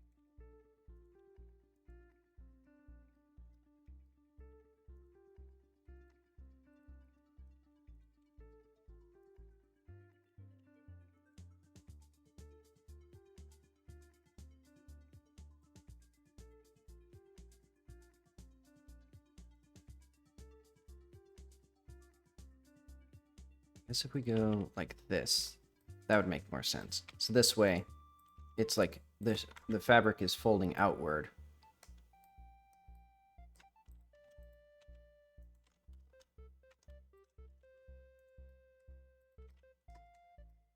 And I'll need to make sure that this works with all the other materials that she can wear.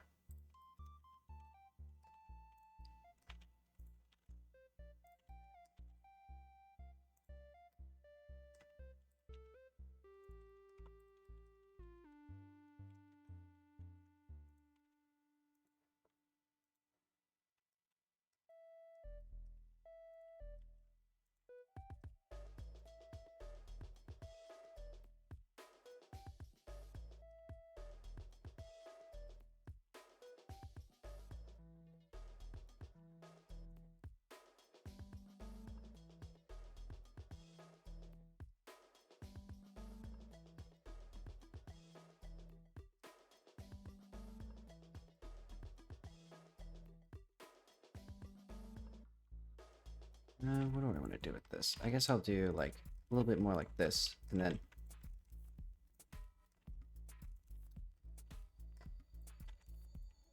I guess I could shrink wrap it and then solidify it. That'd probably be too complicated though.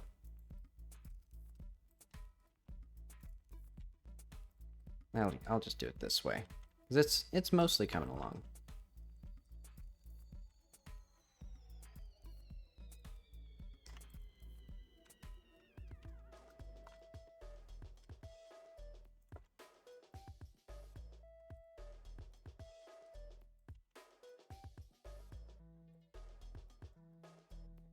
The real tricky part is going to be to make sure that the blending looks good with, like, the head and everything.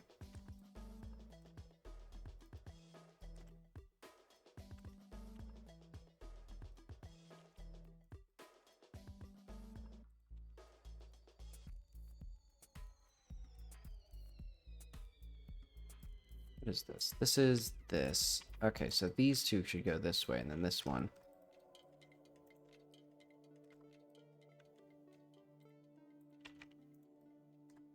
There we go. Let's hide this.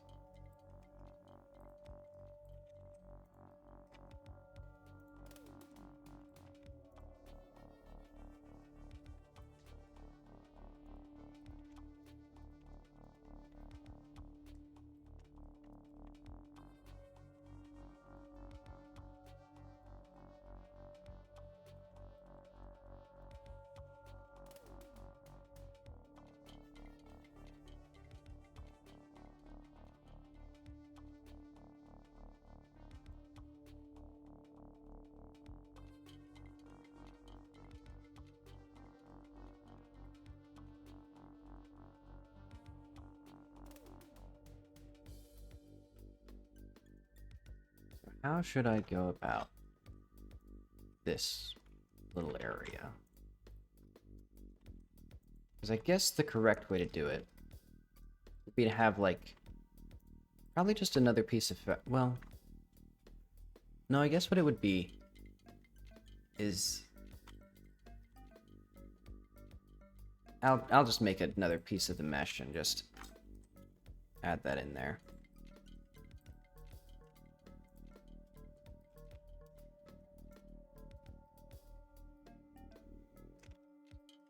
So what I'll do with this side then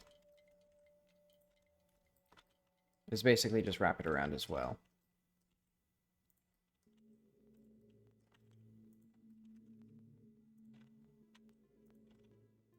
What is this? Wait, why is it like this? Oh, I get it. Let's have this just whole section not go in so much.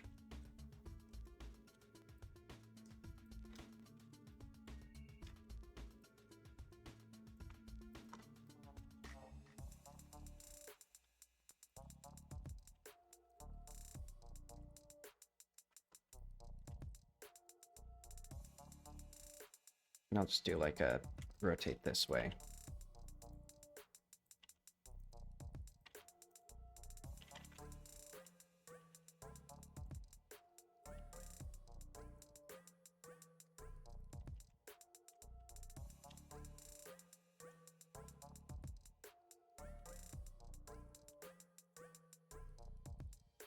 And let's keep this actually mostly like that.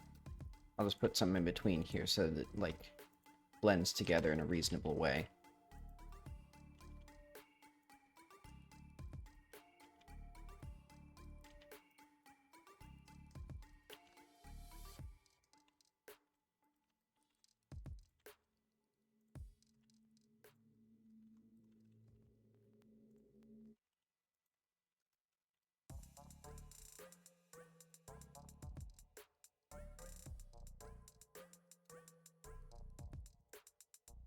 Your big, gigantic Dumbo ears are just... There we go. So do I want a little bit more shape to this? Because she is kind of like asymmetrical right now.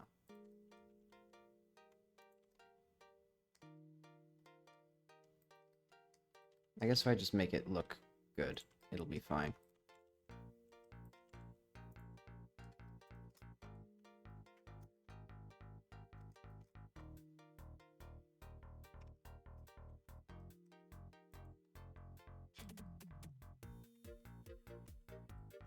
Now we just have to pretend she isn't bald.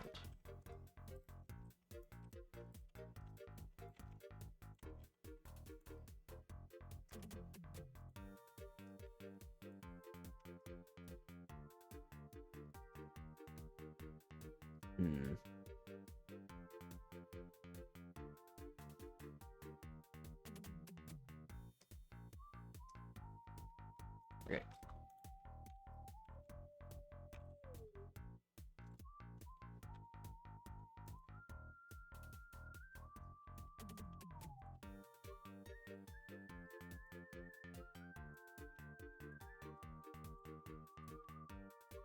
This will surely look fantastic.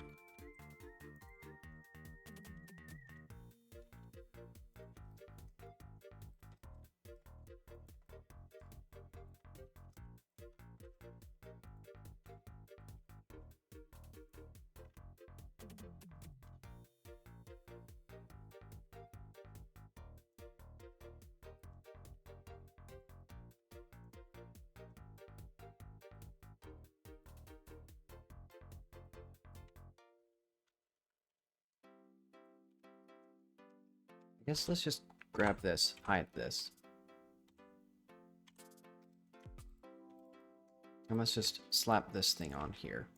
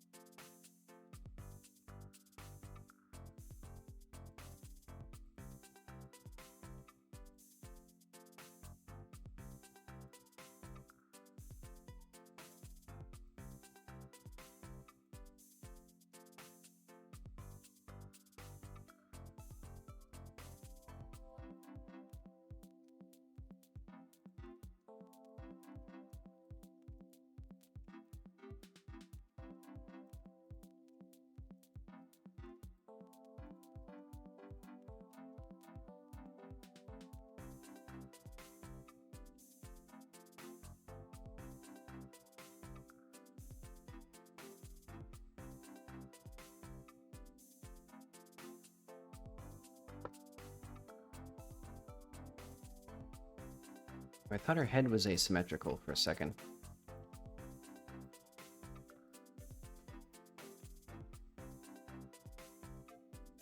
Right, I think pretty soon, now that I'm thinking about just things other than this, pretty soon I'm going to release, I think, a video about video games that I played recently, because I think that'd be fun. Because admittedly, I kind of want to use my YouTube channel to market the game, which I've been doing with the devlogs, kind of, but devlogs are, one, not really interesting when it's just like making a bunch of content, but two, they primarily focus on game devs, and game devs don't buy video games.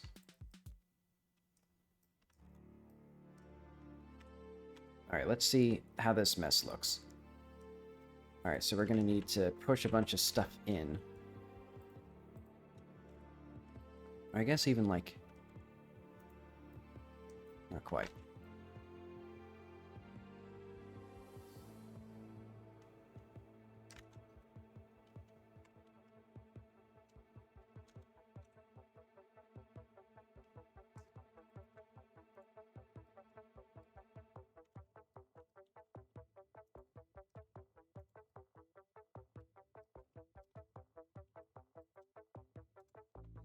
So I want to make videos that actually target, like, people who will realistically buy video games, which is typically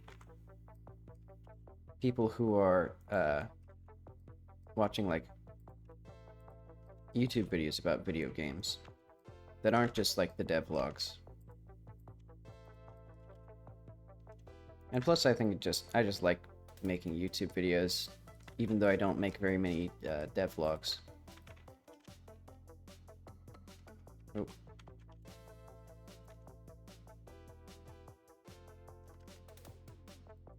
Okay, so I want this. No, I want...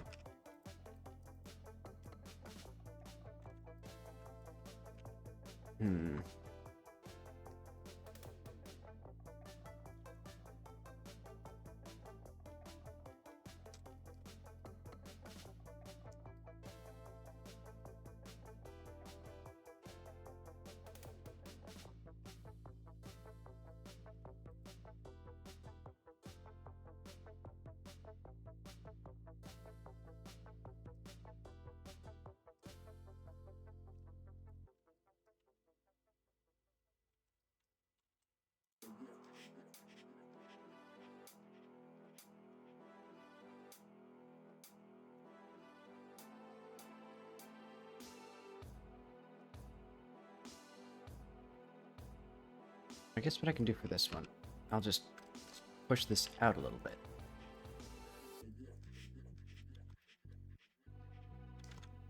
And then, like, this part.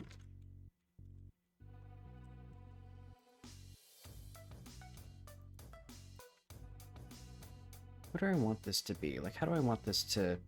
Oh, I guess it's because I don't need that, really.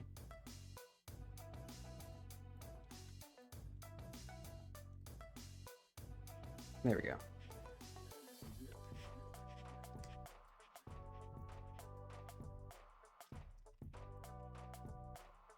And then this.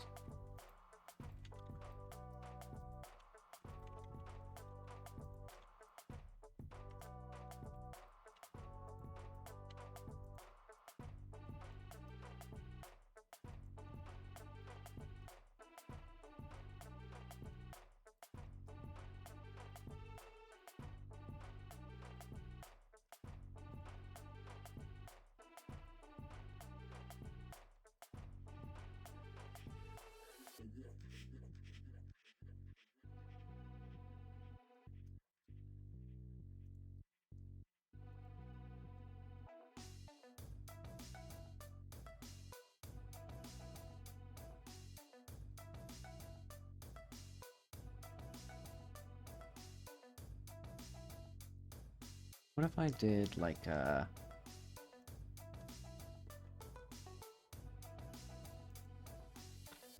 That's not quite what I wanted. I was thinking of like faking a seam, but I think I'd just have to actually make a seam there to make it convincing.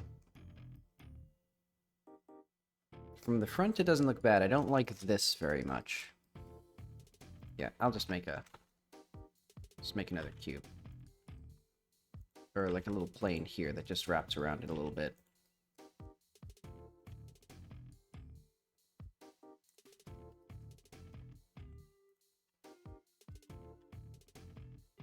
Actually, I have an idea.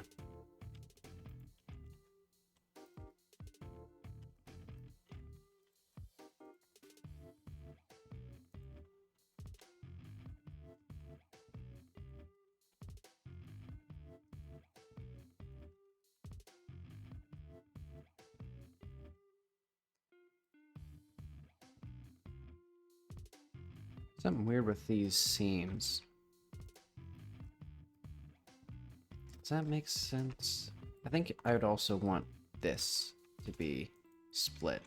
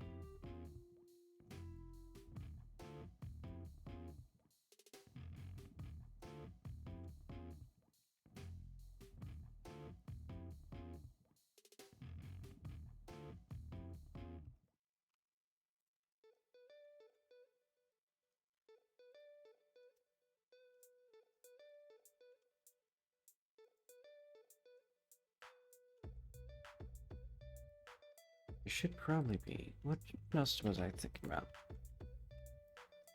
Ah, well. Let's see, so I want this. What do I want? I want this. What is this? There we go. Okay, so I need this to come out a little bit more. This doesn't quite seem right. Oh well.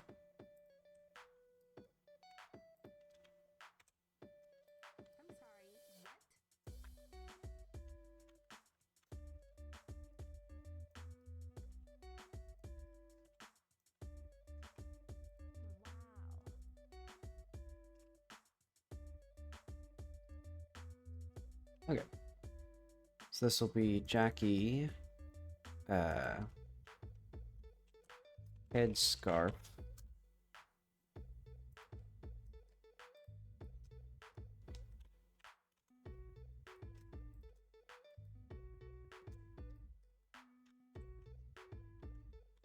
Let's try envelope weights. No, empty groups.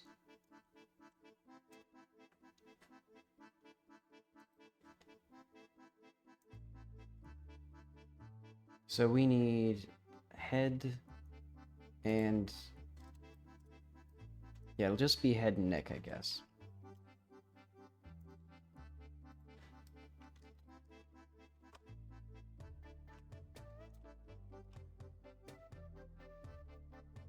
Do we have like an armature action that's like interesting?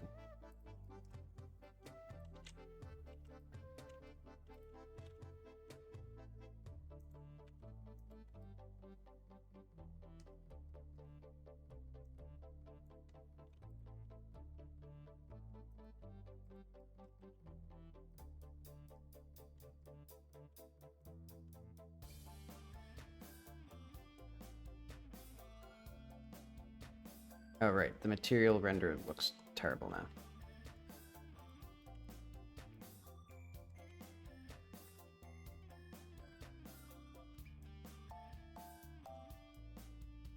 Let's just do like the whole character.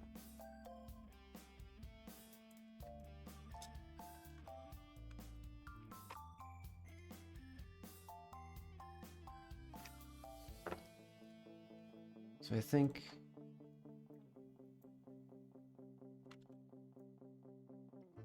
can we lower all of this stuff?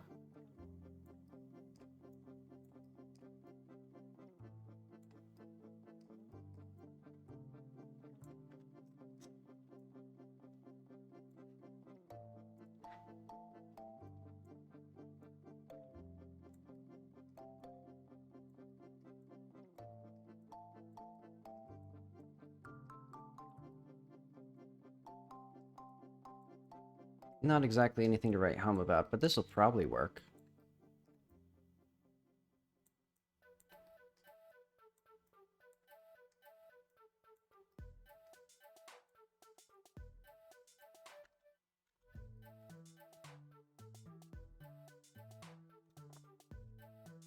Okay, so let's see.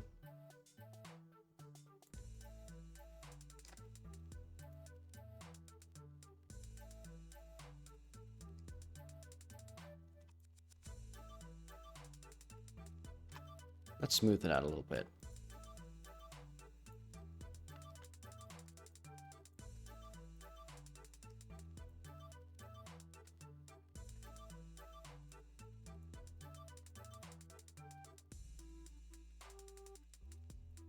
Some of these are like weird.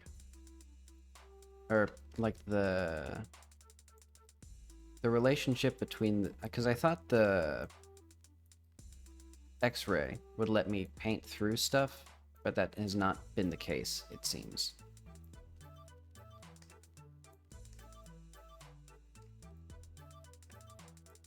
Oh well.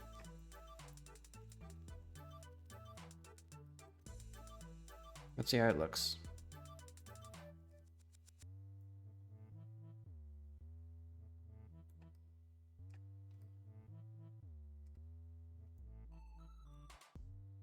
Eh. So we just need these two.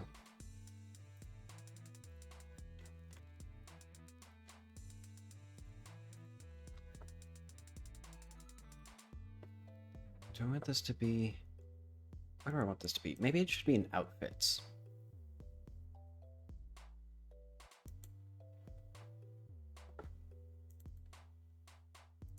No, that's not right.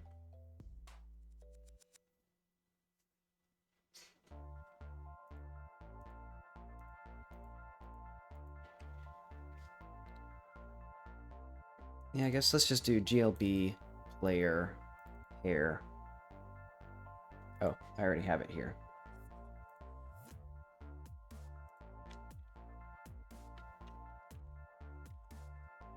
Alright, I forgot. I need a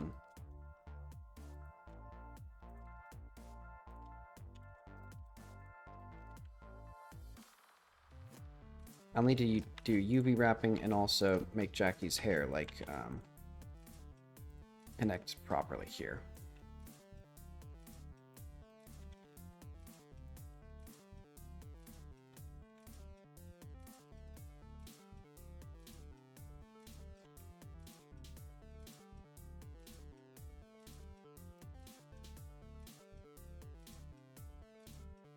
Alright, so this will be there. And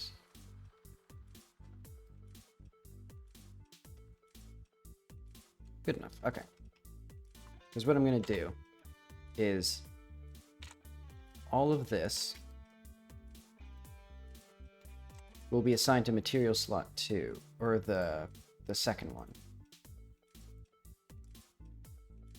Because Jackie's hair here, let's do like a UV editor.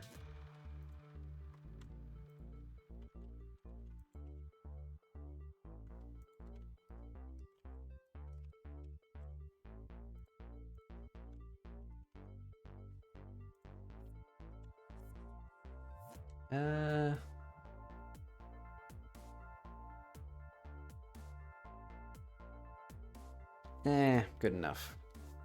I'm not going to do anything fancy with this for now.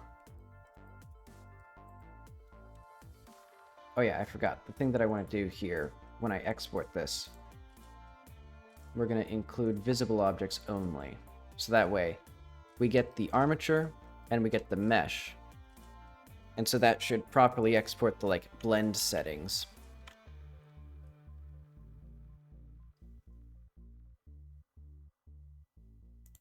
So what I can do is then headscarf. We'll save the mesh as a separate file.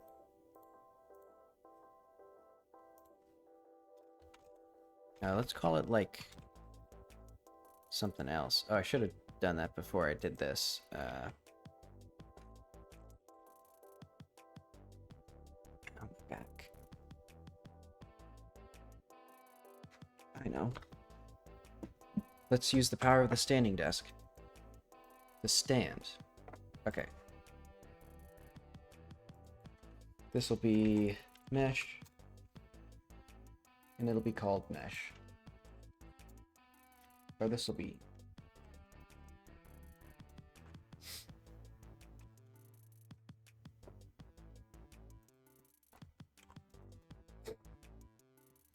Okay. So let's do like a global... No. Debug console.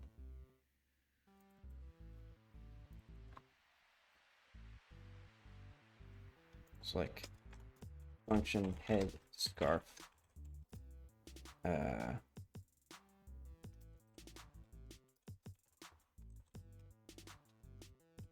Hair head scarf.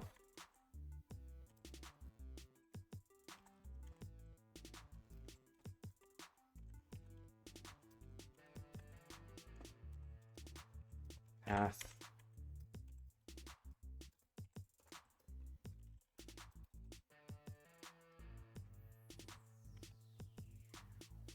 Scarf is a weird looking word.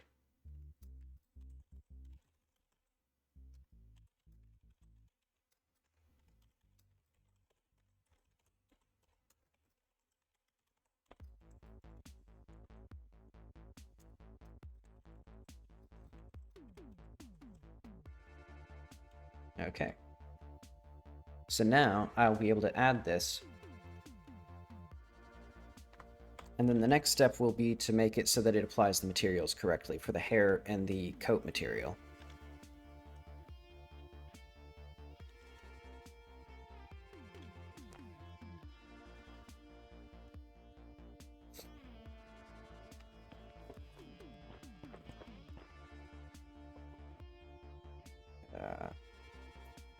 Journal. No. Trying to assign variable of type int. Oh.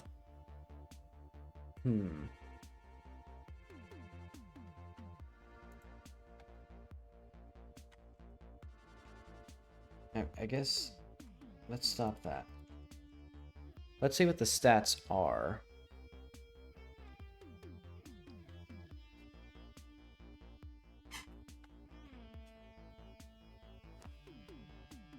Because we should still have... I guess we don't have a task because it's a new game.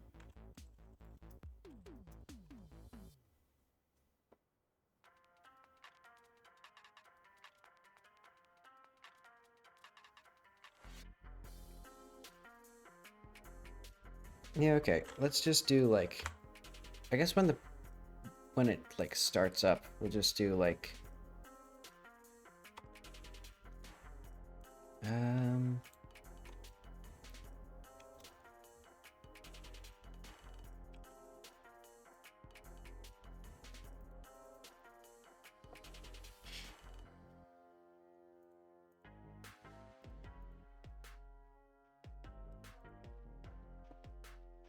Where am I going? Journal. Okay, so let's do var s equals global.stat.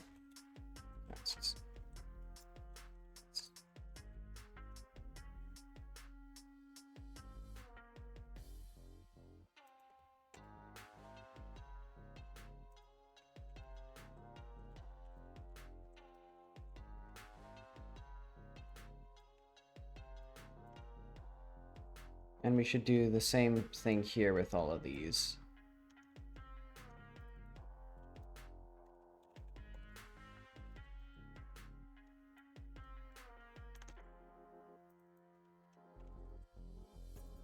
Oh, and also IDs equals.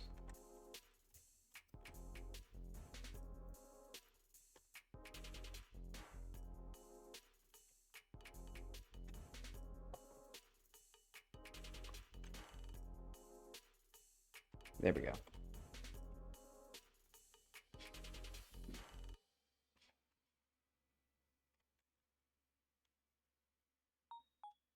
So hopefully this blending works.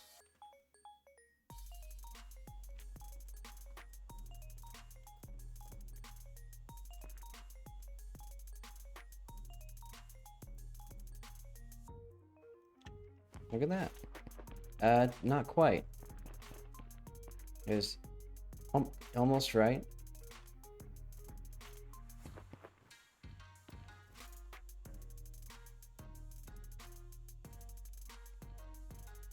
Okay, so what if I did, what if we assign, I think we do this for the coat. So if we set the coat mesh here, do we set the skin anywhere?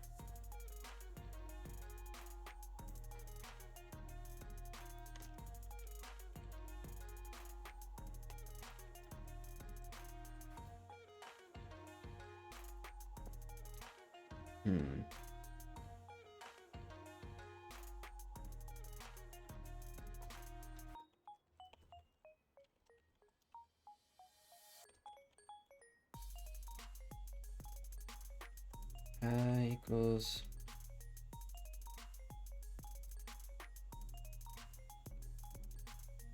What if we just do a new inherited? Oh, it's because okay, cool. It's because it didn't export with the skin. Even though these are both overtly here.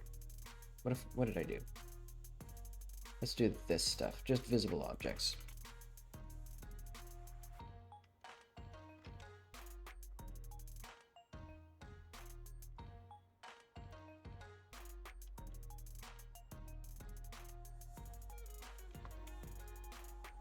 Okay, there we go.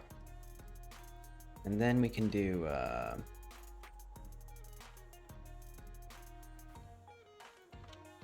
okay, I think this should be good.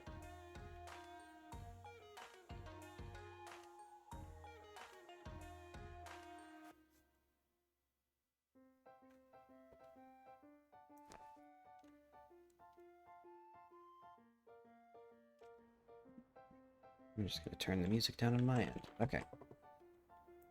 Do we have the hairstyle?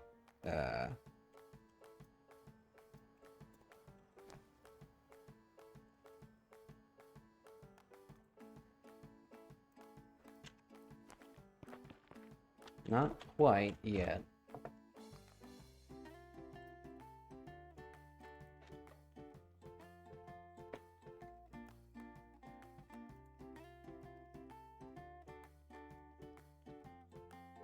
Let's try just like... What if I put the headscarf on now?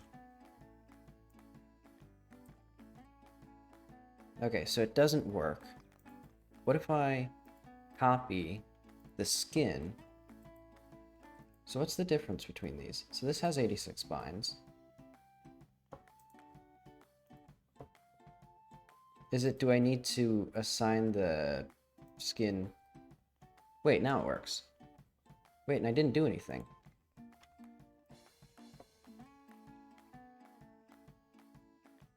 I think it is that I need to set the skin after the mesh, because if that does that, then we switch to here and back to here. Now it's working okay.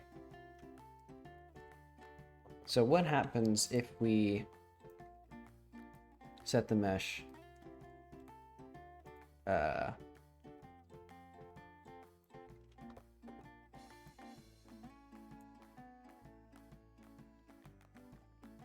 so what if we just have this here, and then I hide it and show it? Okay, so that isn't enough.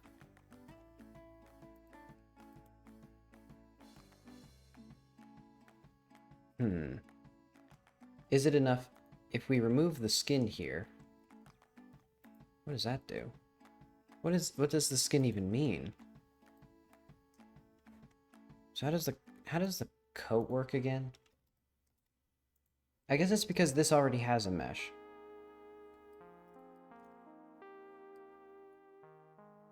It doesn't look very good in like pure white. Like it looks like it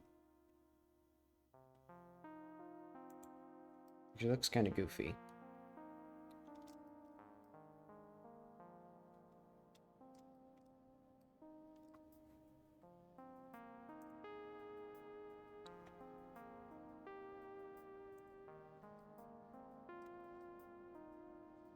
I mean, I guess I could make the top of her head flatter, because I think that'd probably improve it. And I guess for now, this is the only head thing that's actually necessary for the story, like for story reasons, because I would like to have more later, so I guess I don't need to necessarily figure this out, because if I just have a mesh set, I'm pretty sure that would work. Oh, I keep not saving. Okay.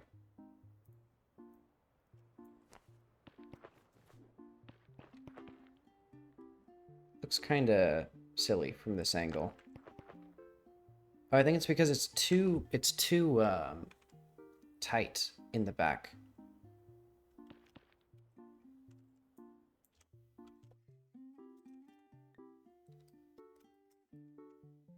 Yeah, because it doesn't actually wrap around at all.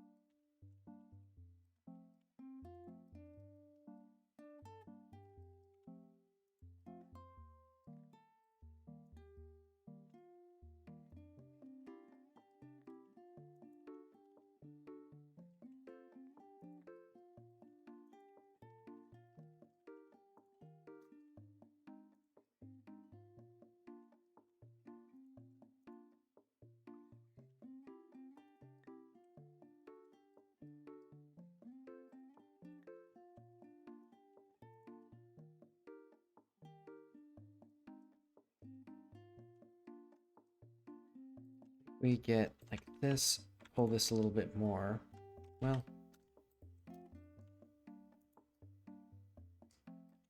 how do I want this to go?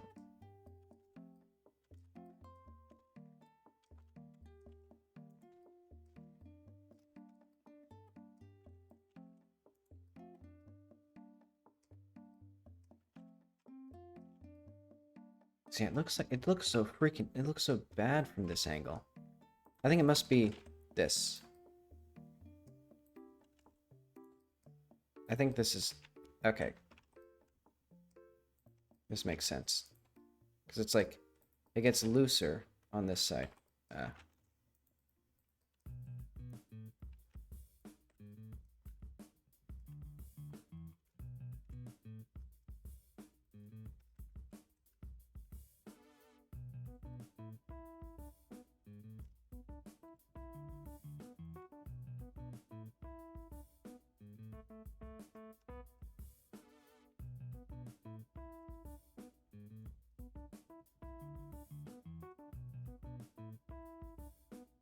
And also, if we're gonna make this a bit like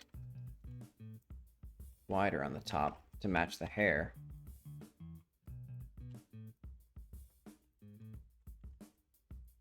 So I can just do that now.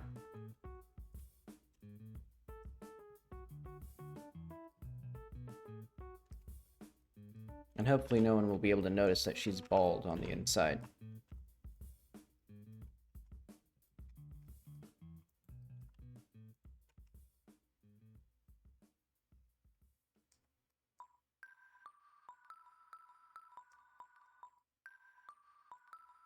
Is that better?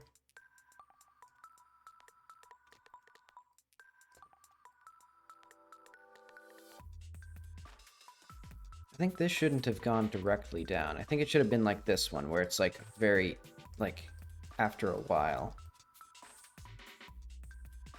I guess I could just wrap this around another time, but...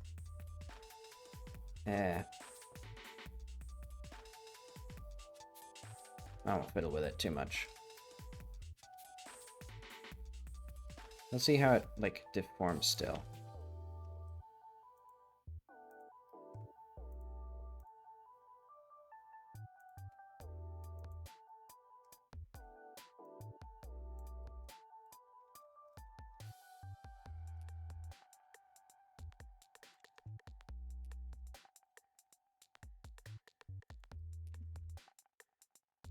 Yeah, good enough.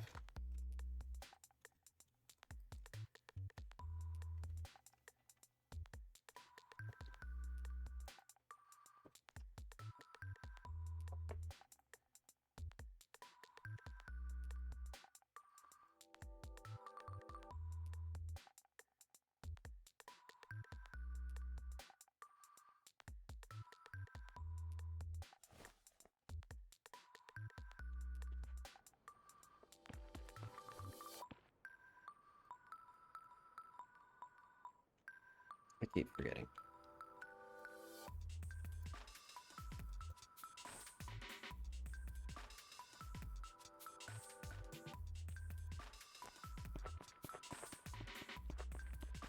Yeah, that looks better. And I think it'll probably look better with the materials, so let's do those. So this will be like hair material if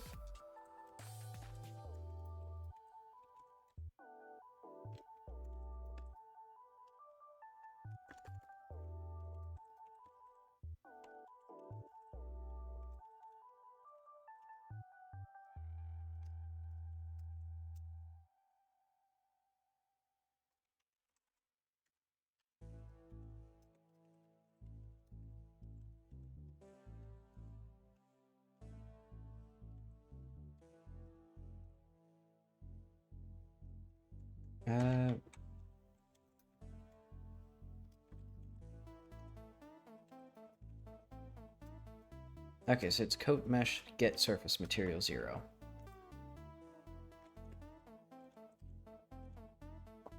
I mean, also, we'll do that later.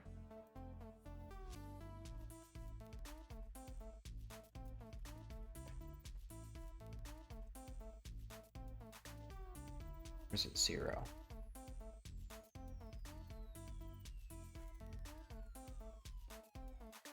Okay, so we got that. And then if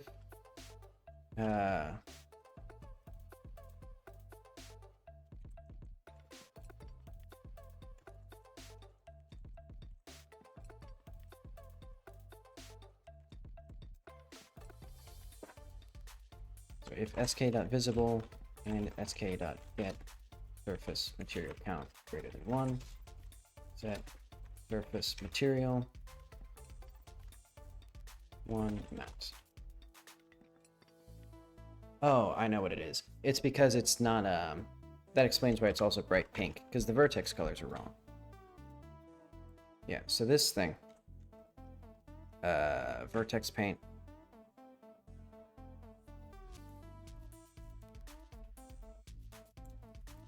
should be like a dark reddish purple.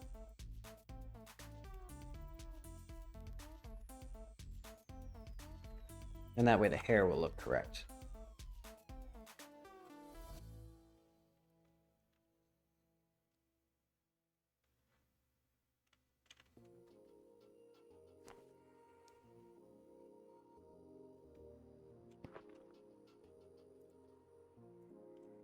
I keep forgetting. Head, scarf, save. Ta-da! Amazing. Now the player has a headscarf. And they have hair that is still too bright for my tastes.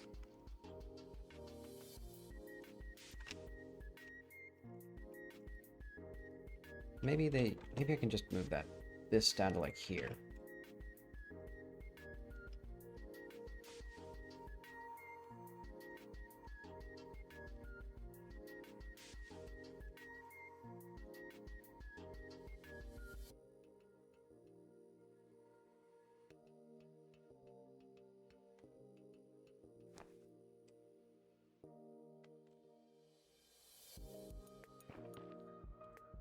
Let's see, I need a drink.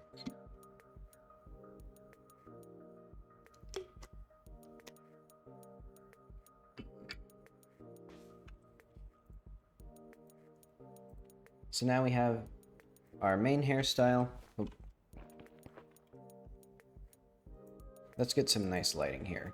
So we have our main hairstyle, this headscarf hairstyle, and then perhaps most importantly of all, bald.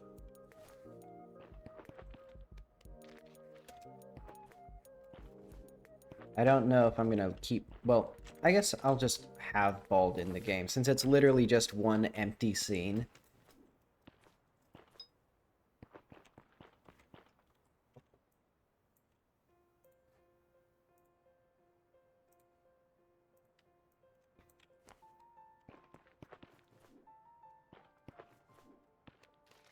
See, and I don't see any like graphical glitches with this, so I guess that's done.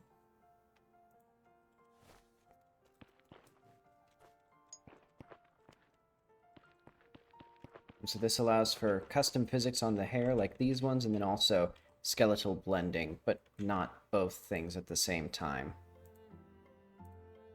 Okay, that looks good. I guess that's custom hair. Good enough. And I guess that's the wardrobe rework, at least the important stuff.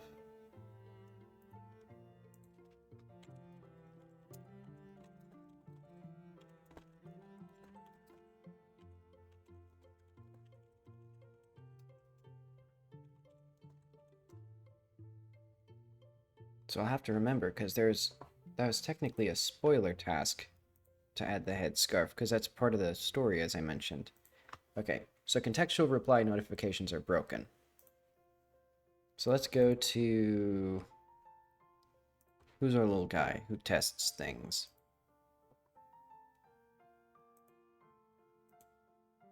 Context replies. So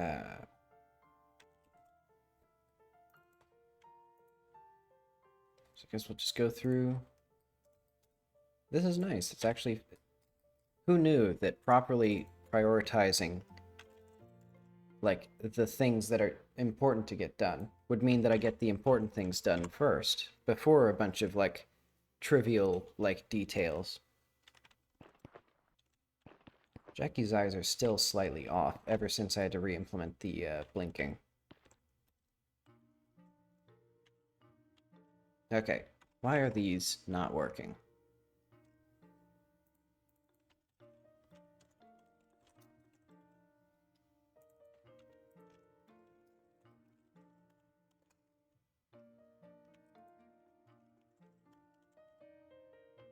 Okay, so it's insert contextual reply, notify contextual reply, indicate context, buttons trade indicators. So does indicate context not do what I think it does?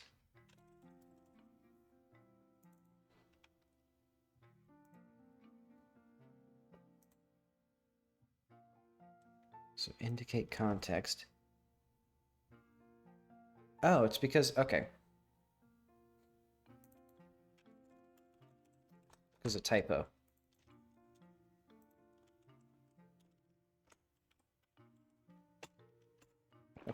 Wait, was it a black void here before? Okay. That was, well, that was easier than I thought.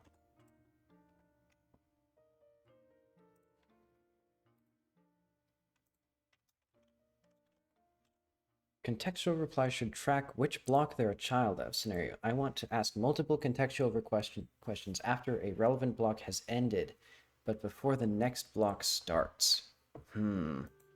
Right, this was basically, where is that, actually? I think it's in my new quests for Byro. So let's do, like, areas... No. Intro. Armstrong. Where are they? Basically, I guess things like this? No. Wait, no. That's spoiler text. Ah, well. Basically, it's like, Stefan is also a spoiler. Let's just go to context replies again. So let's say, like, note. So let's go, like...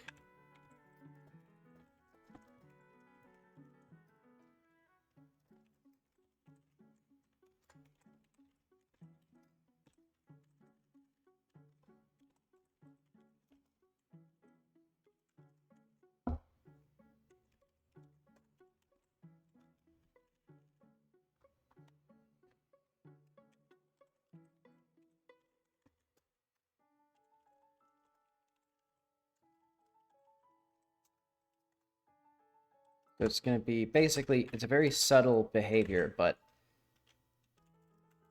I have a new thing where I can have context that's deleted when the block exits.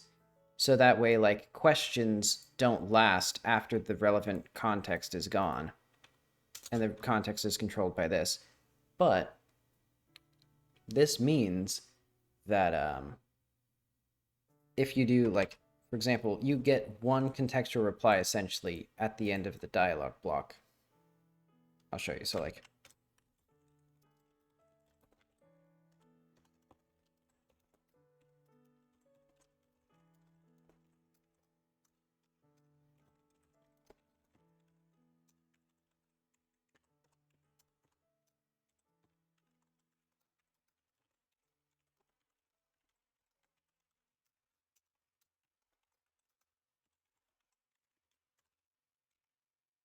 so I would like it to be that, like, because once this line of dialogue is spoken, the block is technically done. But I have it set up so that you can say one of these context replies, or that these two are visible before then. But then once you exit this one, it forgets this one, so you can only ask one of those questions, which I don't want. I want it to be that you can ask all of them.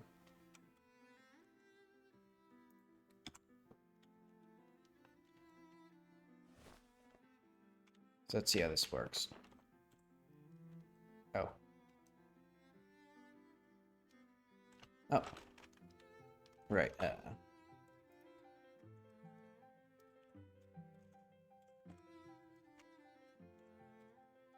Oop, wrong thing.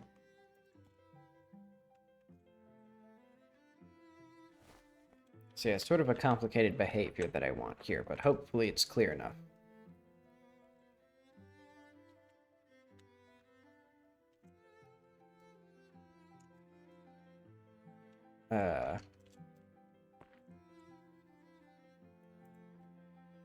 Isn't this Mishar? Do we not remember him?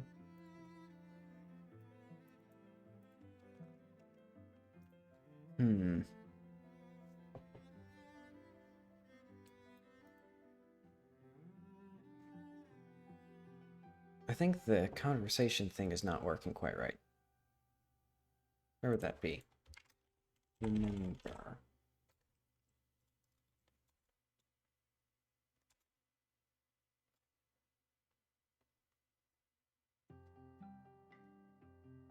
Okay, so we do start here. If friendly ID in main speaker and main speaker friendly ID is not equal to nothing, then we get the visual name. Alright, let's see if this actually works.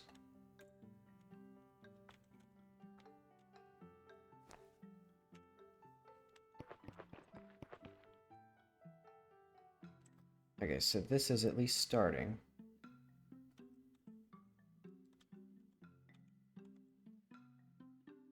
Okay.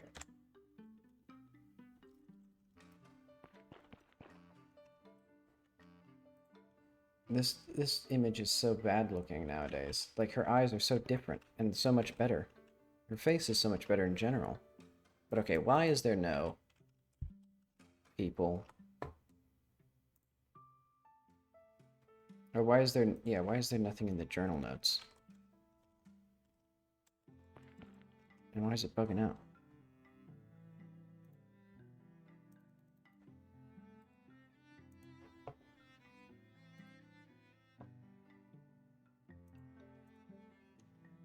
Let's go to the journal.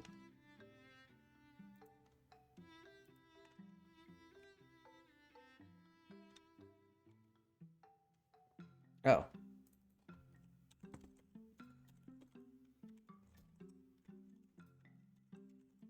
That's why I did that in the first place. Okay.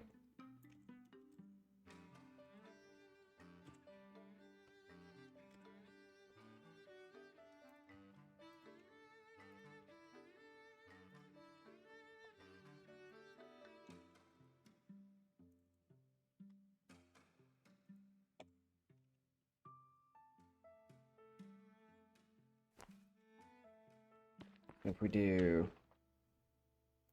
that's good, then skip all that stuff. Now, if we go to the journal, we have Mishar.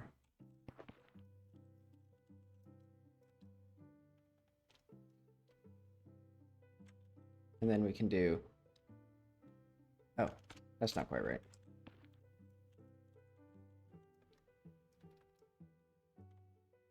So now we have these two options that are added.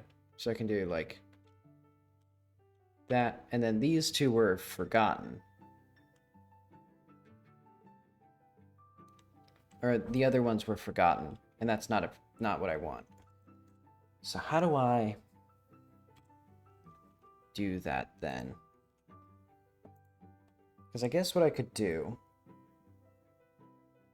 is have it so that contextual replies never remove implicit context. That makes sense.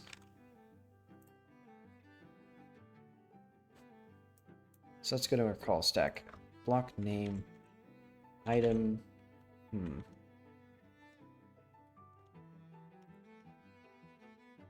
So we can do context reply.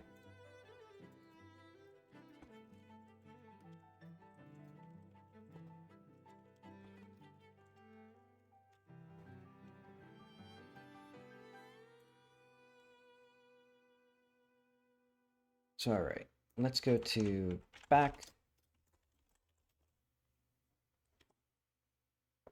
And what we'll do is for B in contextual reply, all right, let's do like if not. What should we do? I know.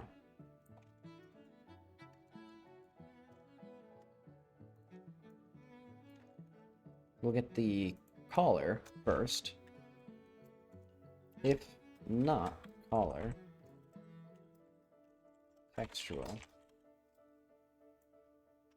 We will queued forget all of these items.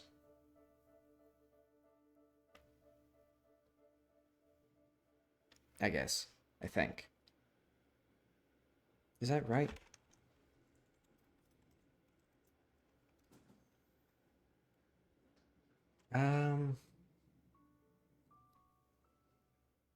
No, that's not right. Because what I need it to do is not delete it. So this is fine here. And what we'll do instead is get the back of the call stack.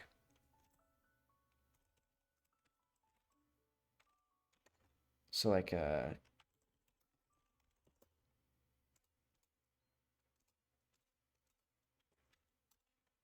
if not is in on.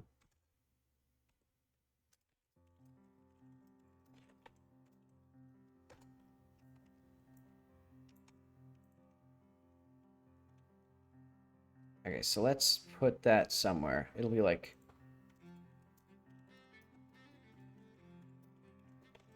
return not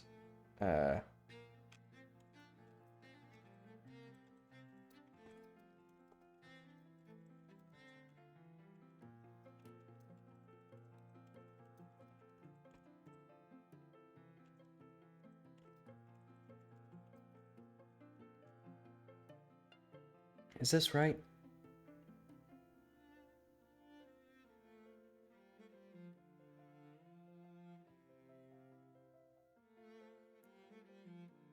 No, I don't think this is right either.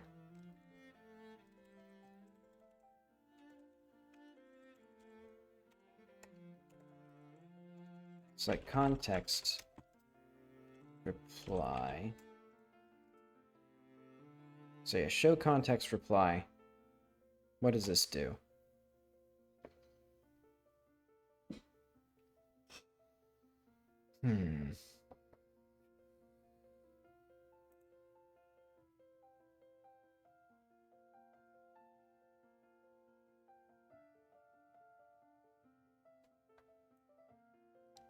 What if we just have context replies block the queued forget?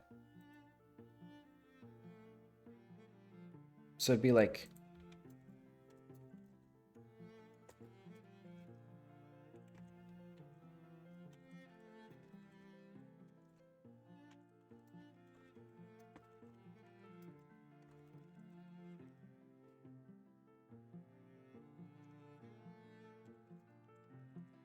we'll do like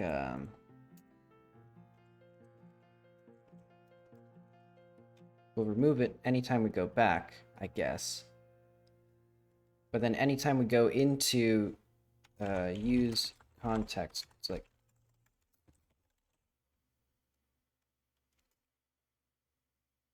so contextual reply, show context reply. So this will be where we do this. So like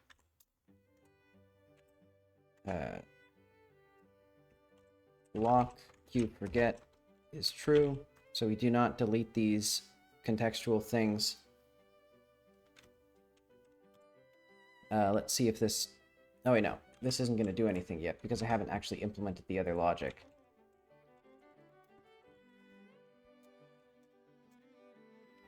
So yeah, this is no longer what we need. We need if not block queue forget. And this is useless. Okay, so now, when we are in contextual replies, it should block the queued deletion. So now what I can do is I can use a note. And then I can do both of those. But if I do it this way, so these two should disappear, and I think the rest of these also disappear. Yeah. So now all of these contextual replies will come and go at the proper time, basically.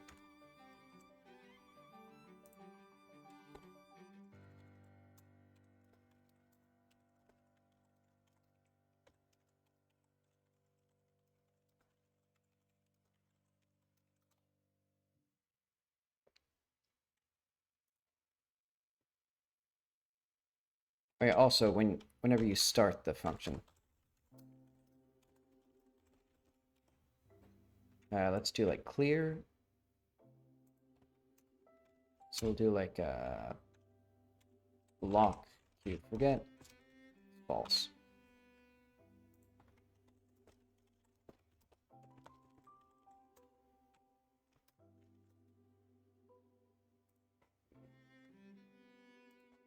That seems to work. And I think we got tons more bugs, so I won't do that. Let's see. So unwelcome. Split the... So I need to... Okay, so now we're getting into quest stuff.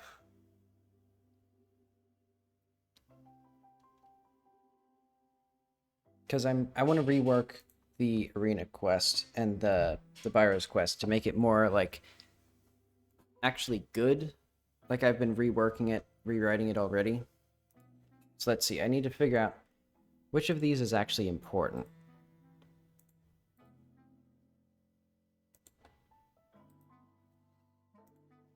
The arena with Byro. So it should be being able to ask in... Oh, I already have that. Ask around Putkela. This is the most important thing right now. So can these cannot go.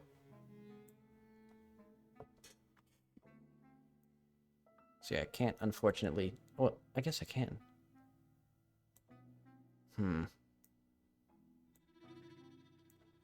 Yeah, for some reason it doesn't let me, like, put things where I want them. Oh, well, whatever.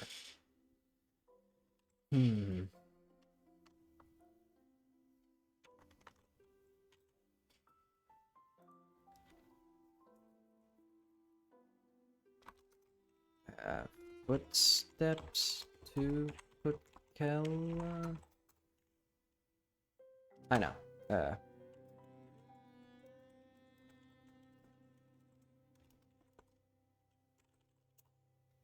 Or like...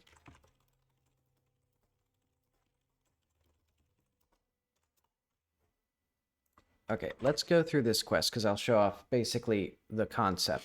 I'm going to use the controller, so I have fun playing.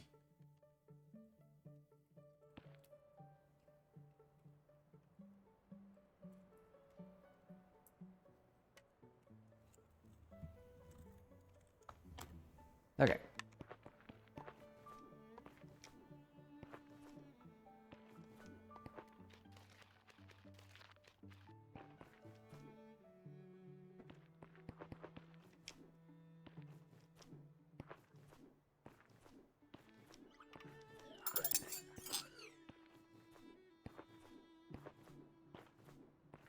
Eventually I need to rebalance the combat. Or like... Because I guess... I'm divided on whether or not I want to make doing the animation rework a high priority. I guess I won't. Because I'm thinking I can work... You know, there's always more work to do. So I should stick to my current priority of like make the game done and then do the rest of it. Wow, that fan's really going.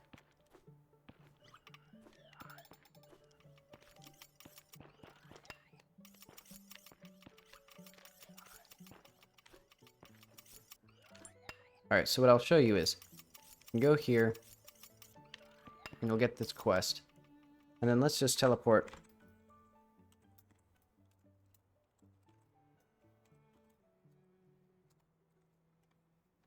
I'm gonna get this thing in a place that's convenient. Alright. Let's ask around town. So this is admittedly kind of like, I don't know how many players are actually going to do this, which is why it's not required, but basically, you can use a note about this guy named Byro. That's not... Huh?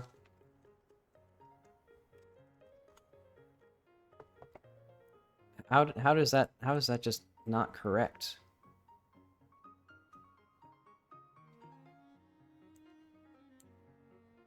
Oh.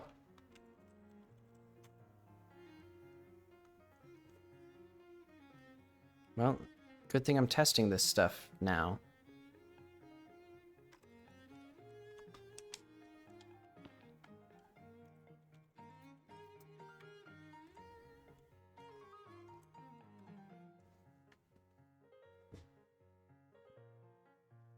My knee's getting weird. I might not be able to do the... I don't know, maybe I should take running easy.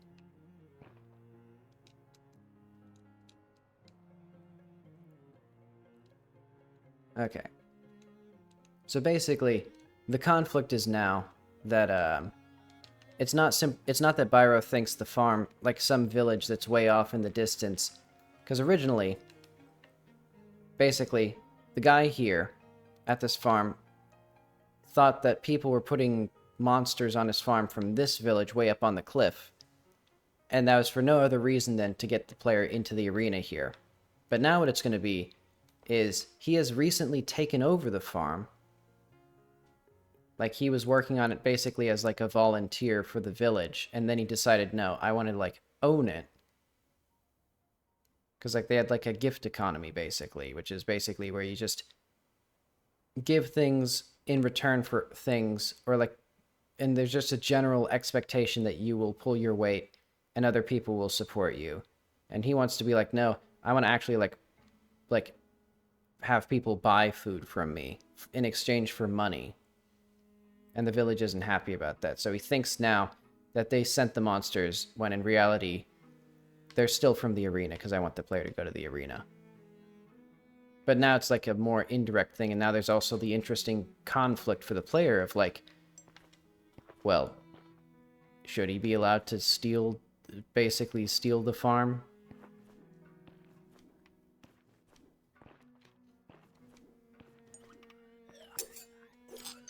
And hopefully also, eventually I want at least one character to actually throw the phrase gift economy at the player so that they have something to Google.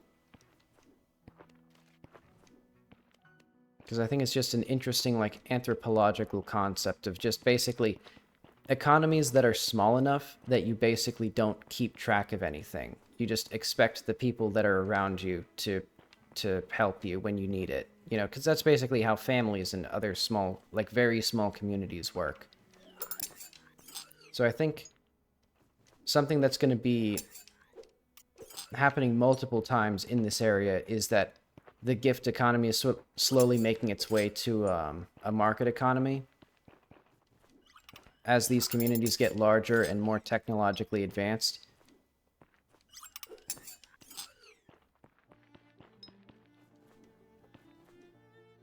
Because it's already kind of like, basically out here like a dying breed, essentially. These tribal villages that just like don't have money. Because like that's not how the capital works and all that stuff.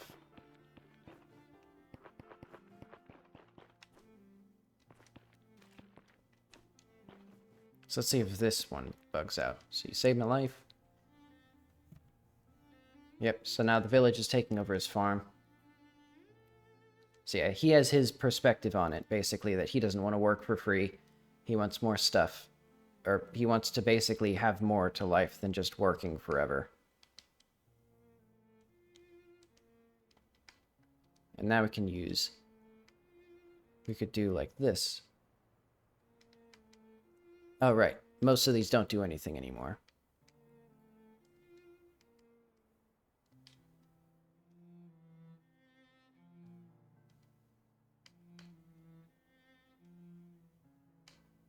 Let's see. So we could see...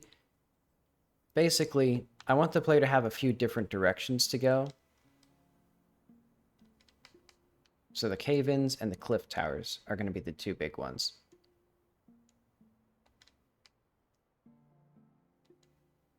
Oh, and this is exactly where the contextual replies were, because basically this block deletes these two contexts once it's done. So basically his logic was, if they came from the tower, they're not smart enough to just like go down normally, they tumble down the tower. And that's sort of also lampshading the fact that the enemy AI is not very good.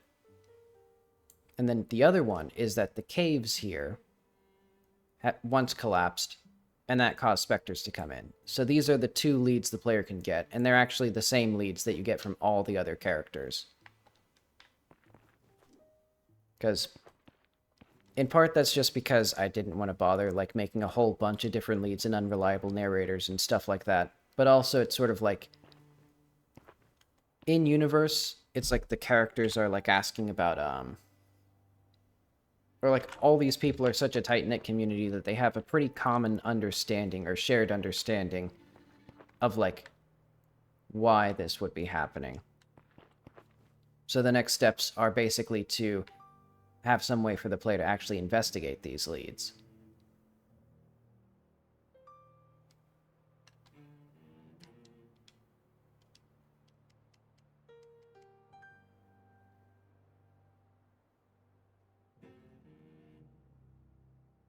And eventually I need some way of skipping to different categories.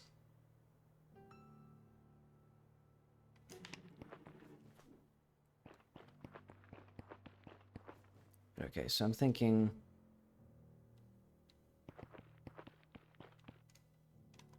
There's also the other area the player can go, which is that this basin down here is where monsters are said, or where one of the... You can also get leads to the 3 entrances to this cave. One is actually in the town, the other is in this other village, and the third is at this basin down here. But okay. That's all good. What do I want then? Let's start closing stuff as well. Because I think I'm probably not going to do much on stream. Let's see. Split the arena into separate quests, that's lower. These are the same thing. Ask Byron about the skull tablet. Ask Armstrong about the abandoned village.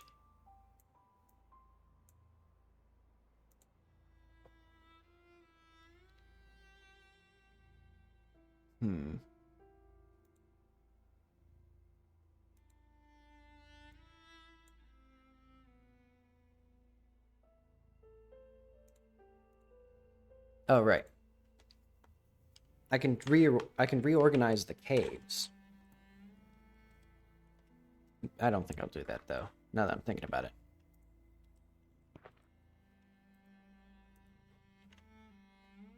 What I'm going to do is Byro's,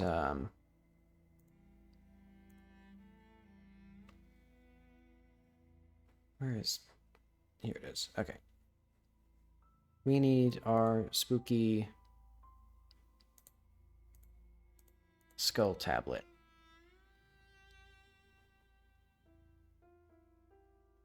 Where is it?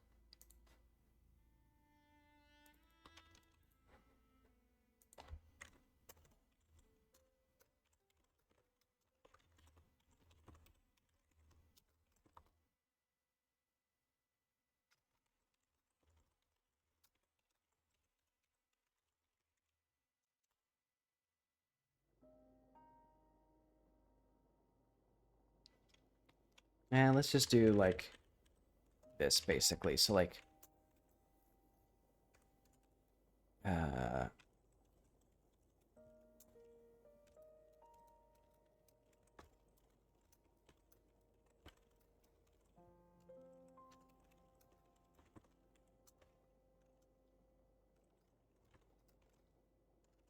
to do this, and then to do this.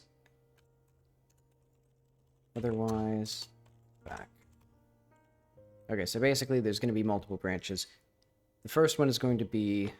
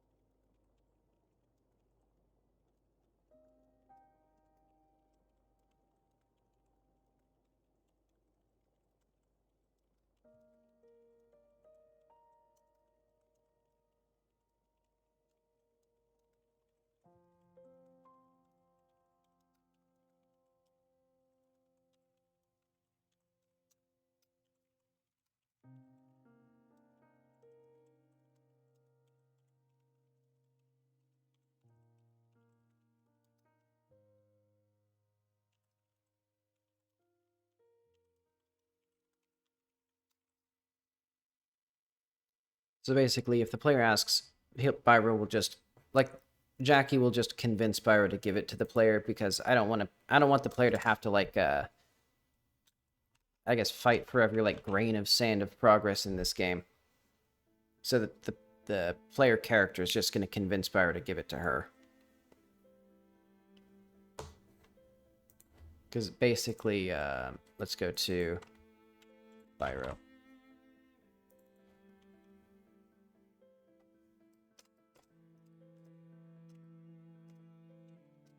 Where is it?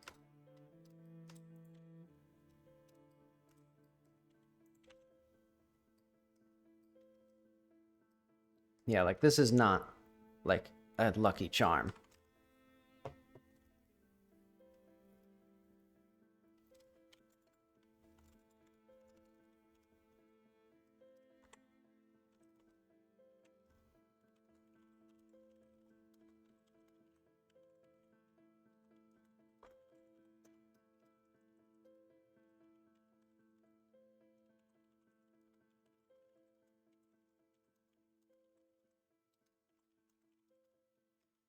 So how do I, let's do this.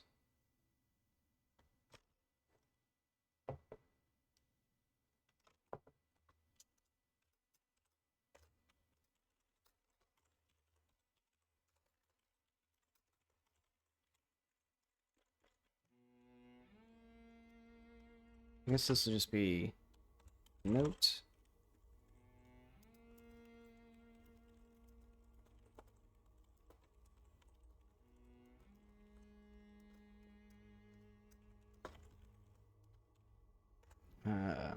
So what would this be? Byro, unwanted, unwelcome visitors.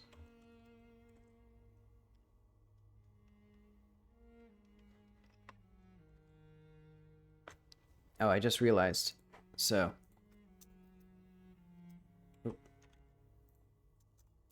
when, or like, update the list of tags with the proper name from.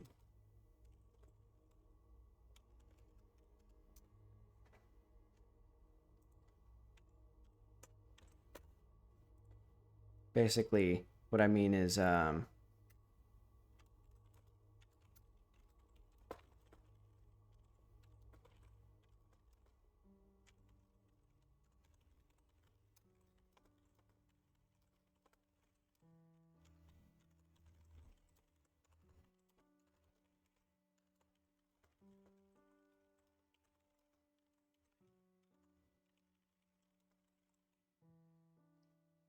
see, am I? Okay, there's still a bit of music left. Let's put on auto loop though. Okay.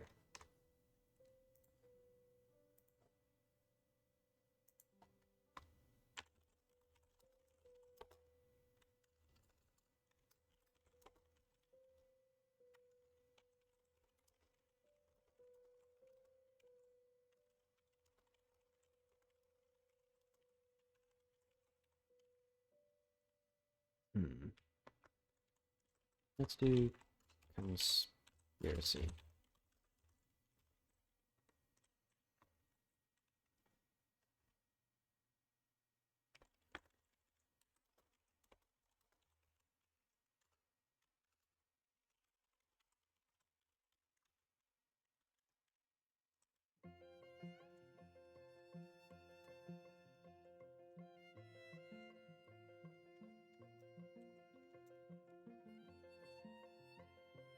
And then we need plus, no, global add item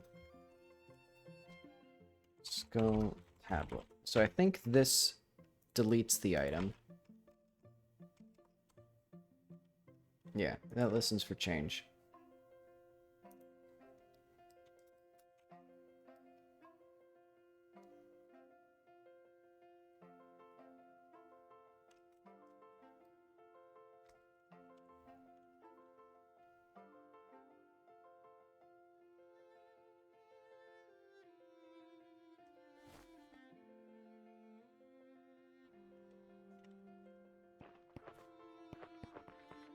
let's see this. So I think now I should be able to ask him about this.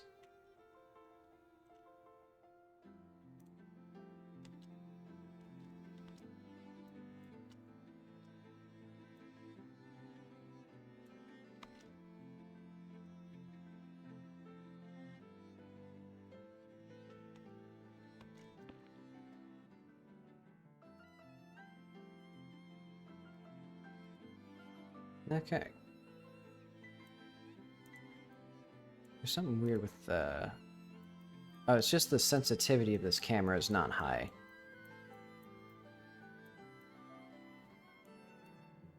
Okay.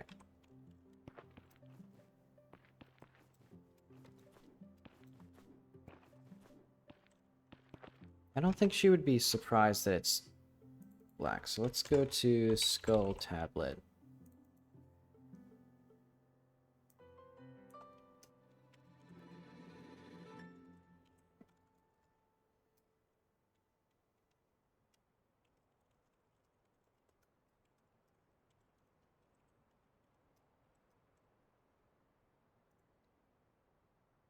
Let's get my proper quotation marks.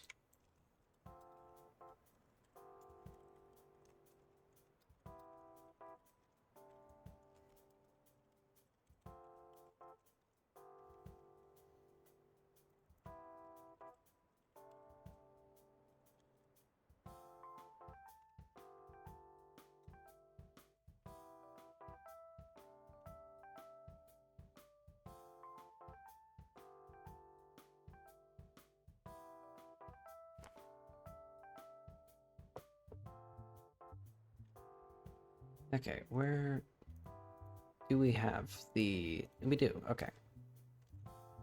Yeah, that makes much more sense. Okay, so now we can ask... We have asked Byro about the Skull Tablet. Note that there are specters in the basin.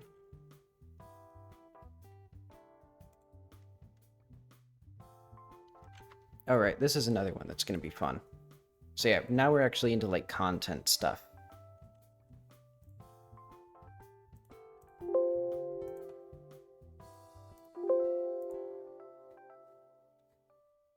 Let's do, like,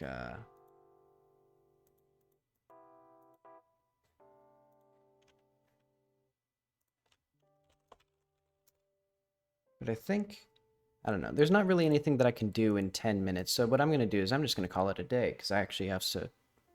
Well, yeah, I'll still run or something today.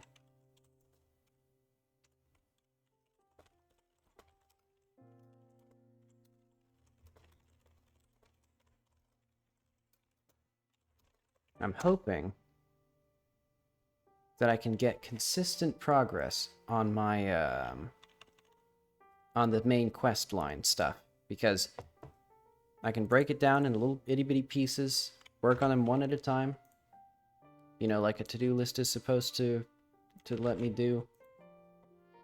But okay, I'm just going to call that there, though. 10 minutes early, how shameful. But anyway, I want to thank you for watching, because I'm going to be back tomorrow and then Sunday. And I'll probably start streaming. I'll start screaming more than 3 times a week. Because I think it's a little... I get a little antsy. But alright. See you later.